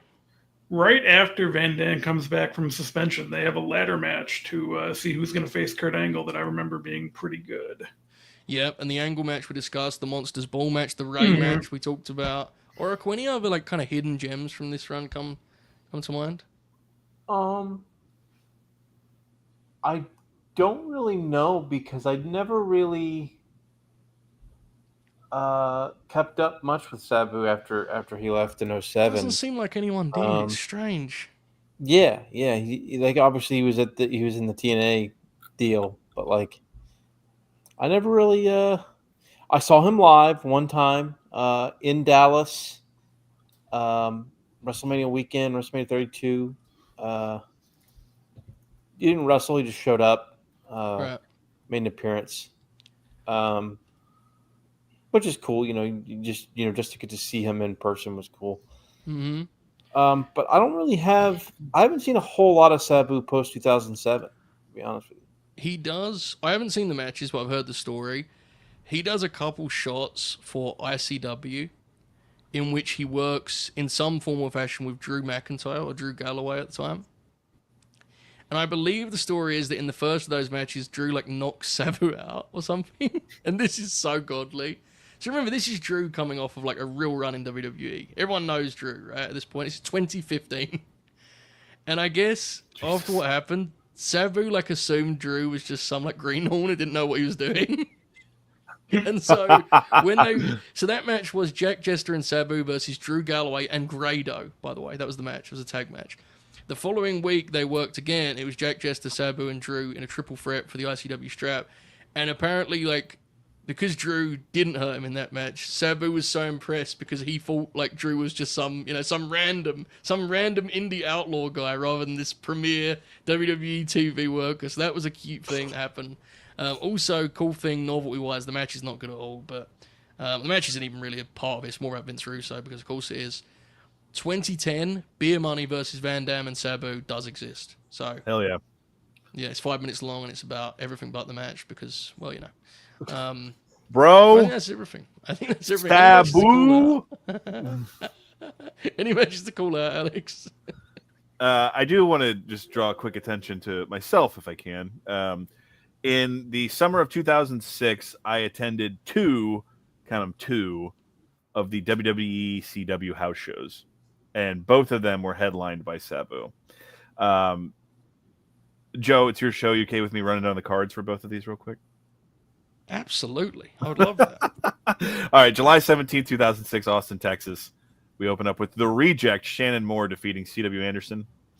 CM Punk, I believe, before he was on television, because I wore my CM Punk ROH shirt to get, some fucking street cred. People knew I was legit. He defeated Kevin Thorne. Was that the vampire? Yeah. Yep. Kelly defeated Francine in an extreme bikini contest. Oh, I bet that was 5 stars. Little Guido Tony Mamaluke defeated Ryan O'Reilly and Derek Neekirk. Bro, O'Reilly is the big lad from the Ascension. That's 2006. He's in WWF. Yeah. What? Yeah, he's one of the longest developmental guys ever. Because he was in Deep South with Gallows. Jesus. And he gets called up in January 2015. He leaves a couple times, but he's there, yeah. Test defeats Tommy Dreamer. ECW. Balls Mahoney defeats Mike Knox. Sandman defeats Stevie Richards in a dueling cane match. Cool. Blimey. And the main event, the Big Show defeats Sabu in an Extreme Rules match to retain the ECW title. So technically, I've seen an ECW championship match. Was this good, Alex, this show? No.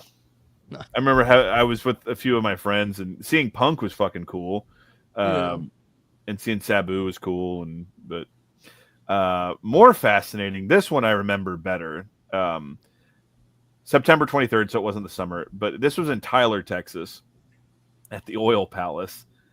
I haven't been to Tyler since this, but it was a dry county, but you can bring your own booze in. It's the only Fed show I've ever been to that was BYOB, so you can imagine the fans and what was going on, and I don't remember there being any security at the show, so it was a lively crowd. C.W. Anderson opened the show by beating Rene Dupree. The Riot Squad. Easy dub. The Riot Squad, not Liv Morgan. That was Sarah Logan, though, surely, right? Yes. The Basham brothers defeated Little Guido and Tony Mamaluke with Trinity. Oh, man. The cracks were already starting to show here, man. Kevin Thorne defeats Steven Richards. CM Punk defeats Mike Knox by submission. I think that's funny. That's the only noted finish in the whole thing. Kelly defeats Trinity and Francine in an extreme bikini contest. Oh, that had to be 6 stars. And then the main event, and I remember this being a little bit of a hoot. Sabu, the Sandman, and Tommy Dreamer defeated Test, Hardcore Holly, and the Big Show in an extreme. Oh, baby. Hold on. We're talking Bob Holly? All right, well, that changes things. So the whole thing was this show was supposed to be main evented by RVD versus the Big Show. And RVD either just no-showed or missed his flight, depending on which version of history you believe. And so they cobbled together that 6-man, and it was a bit of a blast from what I remember. Yeah. The drunk locals were all about it. But I mean, the whole 9 yards. They were trying to fucking sell moonshine in the parking lot and whatnot. And there were these, because we were really into CM Punk, and I remember this one redneck came up to me. He's like, "I don't get this CM Punk guy. He doesn't do nothing that I don't see 7 guys do on TNA every week." Well, hold on. And then we talked about how great Samoa Joe was. That sounds like a fucking good conversation, bro. You should give me his number. I'm trying to find it here. There's a photo. Don't have an actor send it to me. The reminder that Sabu worked Budokan for WWE, which is funny. It's really funny. God. I can't find the photo. I posted it. What a shame. He wrestles a couple matches there. One of which is a singles match with the Big Show at Budokan. How great is that? In a different timeline, that's for a different promotion altogether.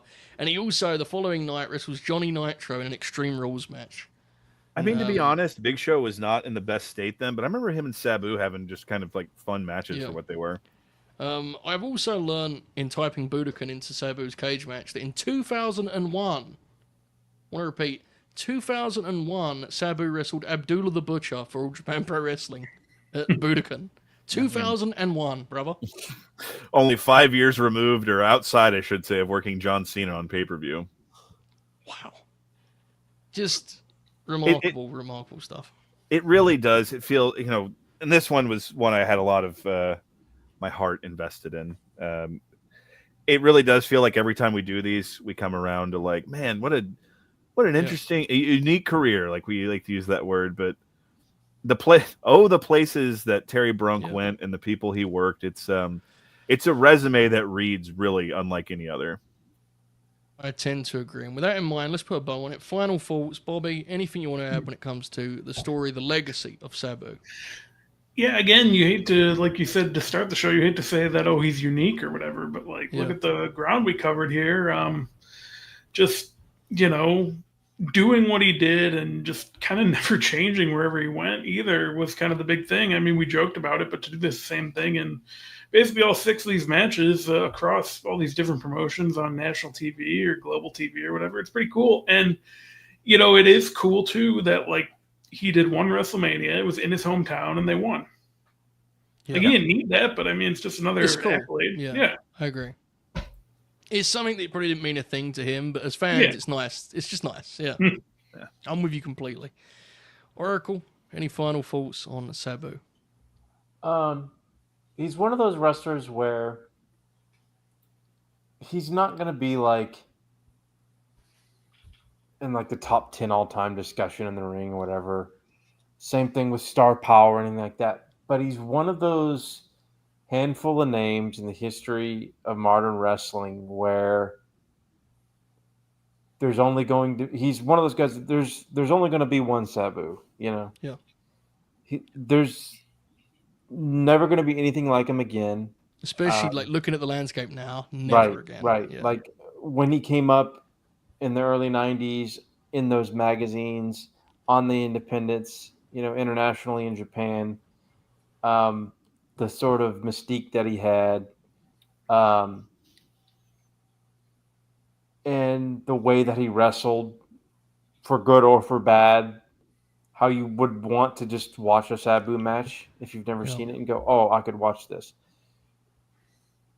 That's a unique trait that there are so many greats that are better in the ring, that have made more money than him, that do not match him in those sorts of things. Yeah. They just don't have those qualities. It sounds cliche, but there really is, and always will be only one Sabu. So it was a pretty stellar career all the way up until his final match. It's funny you say all that because I actually have a quote I want to read.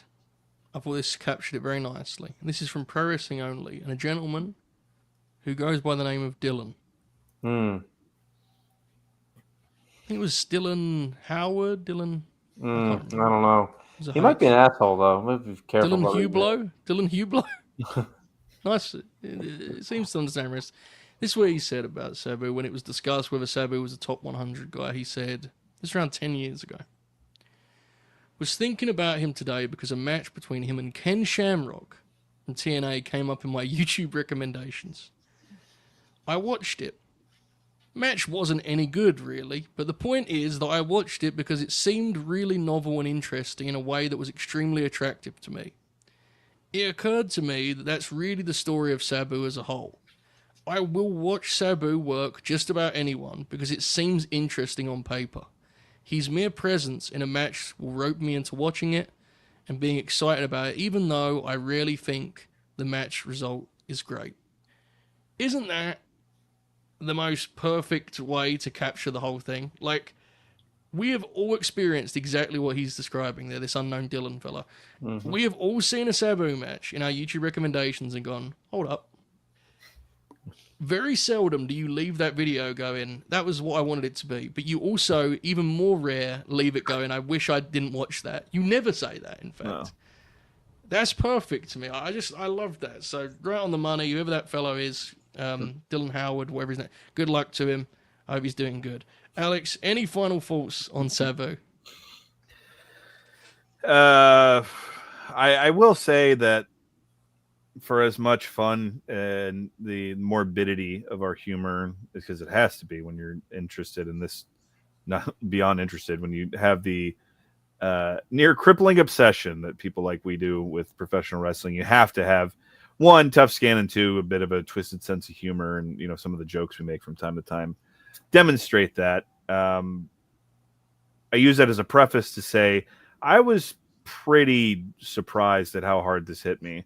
I wasn't his friend or anything, but you sometimes really take wrestlers for granted, and Sabu is an easy one to do that because he's, for the most part, not for the most part. He literally, my entire life, was always around. Up until 2 weeks before he died, he was having like insane matches. So it's like he was just kind of always, he was omnipresent and always doing something that, exactly what you said, Joe. It's not like he walked away being like, my God, reinvigorated my love of the game, but you always left going, well, that was memorable. He seemed,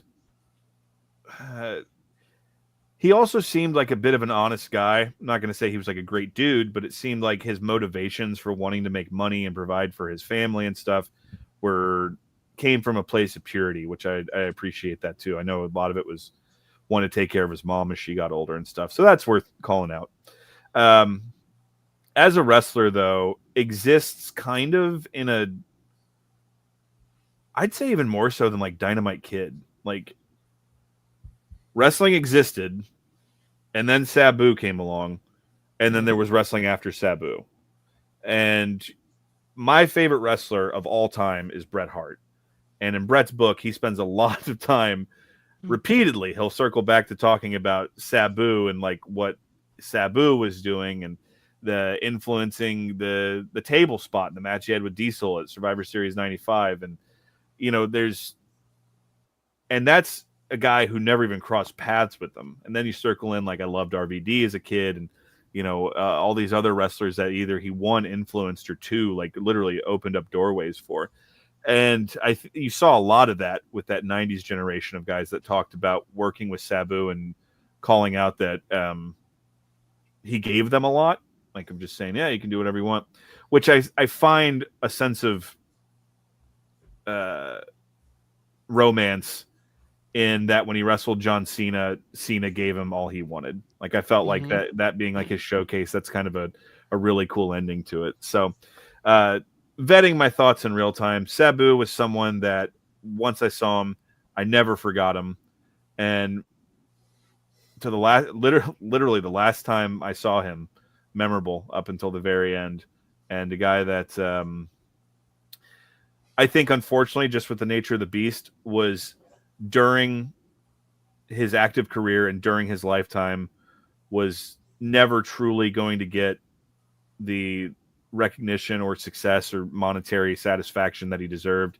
So it's been pretty cool to see that he has passed, and it sucks that it took him passing, but to see all these people say nice things about him, and also a younger generation to learn how influential he was to wrestling.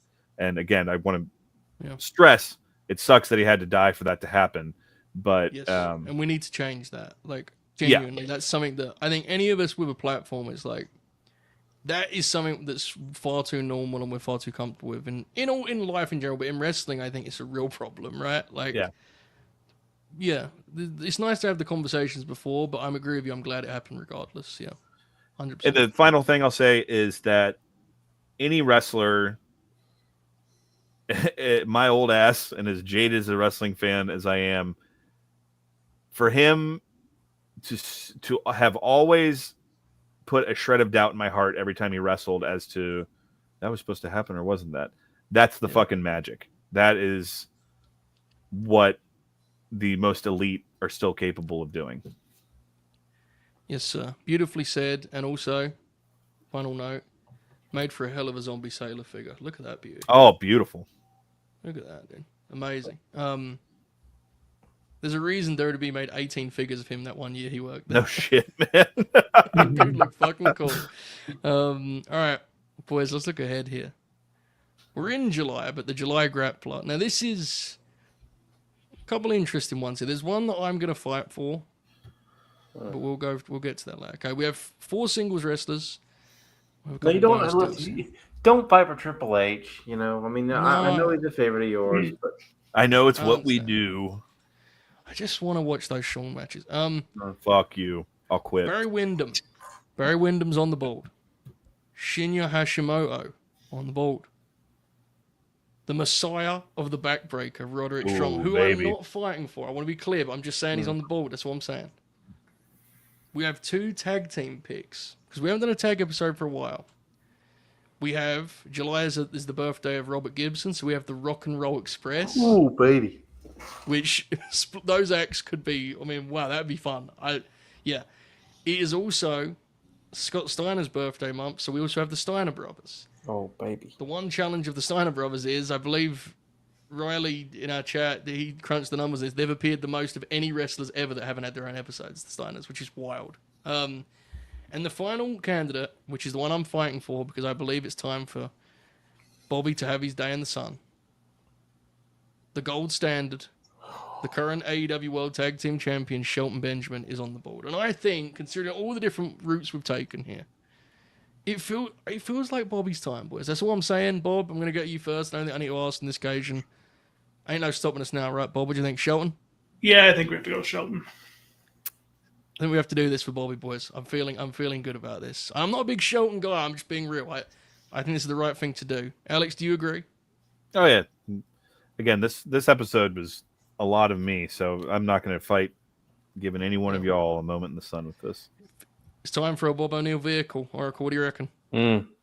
Let's do it. Can't wait to watch those Taker matches. Let's fucking go. This will be interesting. And so, I guess we kind of have to...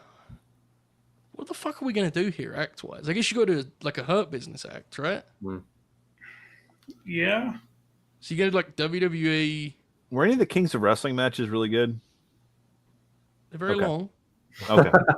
There's some good stuff in Noah. We'll do. We got to do something outside there to be. Noah's where he does his best stuff. Like he does some good stuff in Noah. Yeah. He's wrestled on WrestleMania, Wrestle Kingdom, Final Battle. Yeah. Has he wrestled Triple Mania? Probably. Yeah. And then I think, God willing, he's going to be wrestling in Arlington next weekend. Oracle, we could get Alex to watch a Garcia match for Grin Grappler. Oh, shit. That match was sick. I forgot about that. Might have to wash my hair that night. Guess what building that's at too, Alex? I don't fucking know. Hammerstein Ballroom, brother. Hammerstein Ballroom. We'll figure it out. But there needs to be WWE first run in between WWE runs, and then like this Hurt Business return, all of that stuff. Yeah. He's had a long career, so it'll be hard, won't it? So might actually have to do a Shawn Michaels match. I wonder. We probably have to do a Haas tag. Yeah. And then oh, dude, we could do the fucking World's Greatest Tag Team against Mysterio and Kidman. Vengeance. Yeah, something from that. We need to do something from that era. I think we should have a gold standard match. I think Mean Mark is getting. I'm going to work. I think that Shelton Taker match is really good. I have no idea what you're talking about, so I'm all in on that. So the reason I think we should do a gold standard match, he also changes the way he works at that time. He gets a lot more physical, and he kind of works more as a heavyweight. All right, yeah, the Taker match, Jim? Yeah, fucking rules, dude. It's Mean Mark, Pajama Mark. Bob, what's he saying? Yeah, well, because if you do anything after the tag team with Haas, like he basically just does the same stuff, just as a single guy. And he's working Carlito or Christian or whoever. It's cool, but yeah.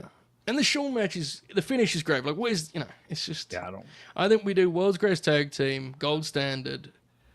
We do a Noah match. We find something else in between runs, and then we do WWE return on like this last leg. So that will probably be like a Cedric tag, maybe. I don't fucking know. Maybe a Gable tag. Fuck, I don't know. Maybe we'll figure it out. The Taker match is. Oh my God, he did have a tag team with Gable. Yeah, because he replaces Jason Jordan in American Alpha. What was it that me and Mike called him? It was American Beta, I think, is what we call. That makes sense. Yeah, all of that adds up. All right, another Green Grappler in the books, boys. Next month, or this month, I should say. Shelton Benjamin I wonder if he'll still have tag gold by the time that drops. Very, very exciting. All right, Bobby, anything you want to plug, mate? Bob's Barbecue this Friday, 10 p.m. Eastern. You heard all about it earlier. We have a lot to do. There might be one more thing coming. I have to figure it out still, but we'll see. Fireworks. What's her name? Yeah. Come on. The family show. But yeah, Friday night, 10 o'clock. Join us. Oh shit! That was totally unnecessary on this wholesome program we've had tonight. Yeah, I feel like Bob got the receipt that I was owed for the earlier bit, but these things happen. We have to share it out. No, that's going to be stored up. That's like a V trigger later down the line. I feel like that was my receipt for the MJF bits. To be fair, I feel yeah, like because whatever. Yeah, never mind. Don't do that. You're gonna do a comparison there, weren't you? One of the craziest moments on the one night stand Grin Along was when I was stressing for a brief moment, in a hint of sincerity on the late night Grin, I stressed a concern about the boys returning to the habits of the two gentlemen on that show that appeared to be anabolically fueled, and I stressed that I hope we don't have premature deaths in wrestling, and legitimately without missing a beat, before anyone can agree with me, Alex goes, "Don't worry, Max will be okay," and I was like, I'm still reeling from it, I must admit. The Oracle of Wrestling. Anything you want to plug? Next week, the weekend of All In. Joe and I are very busy. Oh, I can't wait, dude. That Thursday show, I can't wait. Thursday, July 10th, we will be joined by the great PWO Loss for a three-man booth with myself, Joe, and Loss to discuss professional wrestling and whatever the hell we want to talk about. On the 11th of July, there is a Ring of Honor watch-along, Grin Along, I believe. On the 12th, All In Texas, Grin Along, myself and Joe, and whoever else can join us. And then we will take a dinner break, and we will return about 9:30 p.m. Eastern Time to do an MMA-style breakdown and coverage, Grin Along of Bill Goldberg's retirement match against Gunther for the World Heavyweight Championship at World Wrestling Federation's Saturday night's main event. And the 13th of July in the evening will be the Evolution 2 Grin Along, which I think I will also be joining as well. Yes, sir. I do want to note, someone has messaged me. Apparently, the debut for the Hassan Benjamin team in Ring of Honor is good. I don't remember the debut with the Kings of Wrestling. I remember the rematches, which are very long. Glory by Honor, whatever. That's the night that Manhattan Center, right? Yeah, fucking Tyler Black had his last match, and then went on to. Roddy wins the strap, right? Yeah. Is that when Terry Funk's there? Yeah. And his How fucking weird sweatpants. Was that? Yeah. Yeah, that show's very strange. Yeah, strange. I've seen that match. That match is good. Joe, you gotta. If you guys are gonna do a full sports style presentation, when whoever wins, Gunther or Goldberg, you have to say, "And it is all over." The other night when Solo beat Jacob, I did the "Down Goes Fatu, Down Goes Fatu." Tall Man Tonga.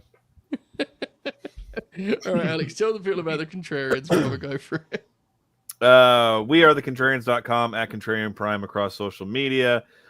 We are deeply entrenched in our summer of we're celebrating the MTV Movie Awards, a reminder of how it used to be better in every conceivable way. So far, we've covered Tommy Boy, My Cousin Vinny, Batman Forever, coinciding with its 30th anniversary, that dog shit Baz Luhrmann, Romeo and Juliet, The Bodyguard, and dropping on Friday, Independence Day, the Will Smith classic. Baby. Yeah. Fucking...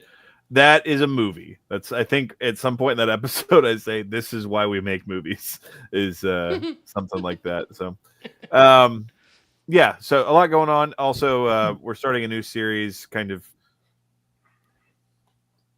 in light with recent political events. We're trying to do our part to kind of raise awareness, being that Julio is a legalized immigrant and whatnot. We're doing a series on movies about immigration and stuff like that that are not in line with our kind of sarcastic, facetious nature. So those will be available on our main feed as well.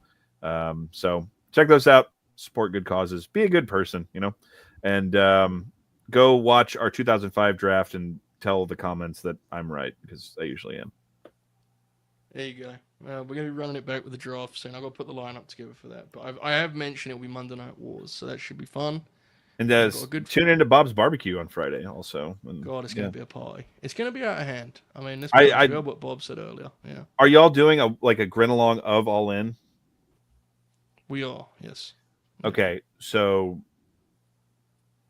I'm going to put this out there, vetting this idea on the air, because I'm going to go get food and beer during the Young Bucks match, so I might just Zoom into the watch along and review the beer line and the food that I'm getting during that. I mean, we're behind a paywall, so you do whatever you want to.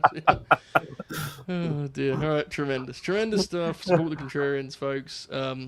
At some point this week, this video will be dropping on LNG Productions, the first of a few Q&As. I look happy there, don't I? So that's coming out. There'll be some match reviews on the channel. I will be off Wednesday and Thursday in terms of gold. Those videos, one of those videos may drop in that time. I don't know. In the meantime, the Young Guns are holding it down with some Omega Okada Grin alongs, which was really cool. They started it last night. We had a great time with that. So that's fun. And also on Thursday, Caden is going to have Lyric on to preview the G1, which is pretty neat. So if you're a gold member, there's a lot of stuff that's available for all members this week because it's a different week than usual. And then Sunday, Graps Cast. So I'm a little bit, I'm not going to be around the next couple of days, but I will, of course, be there for the biggest party of the summer. Just marvelous. First of all, Bobby, get your head out of the fire, buddy. Yeah. Bob lives in the fire, man. It's so true. What was that SummerSlam song? That one that they played? So don't give up, don't back down. You should add that as the soundtrack, Bob. There we go. Marvelous. All right, folks. Have a great night. We appreciate you, as always, for the support. We look forward to Grin, Grappler, Shelton Benjamin. Big one for Bob O'Neill. We'll see if it does as well as the Shane O'Mac and Alexa Bliss episodes, Bob. Pressure's on. On behalf of Bobby, Oracle, Alex, Zombie Sailor, Sabu, and myself, there you go. Let's get some. God, that is a beauty, isn't it? Yeah. Tremendous. Folks, we appreciate it. Keep grinning all hell. Enjoy this outro. Goodbye.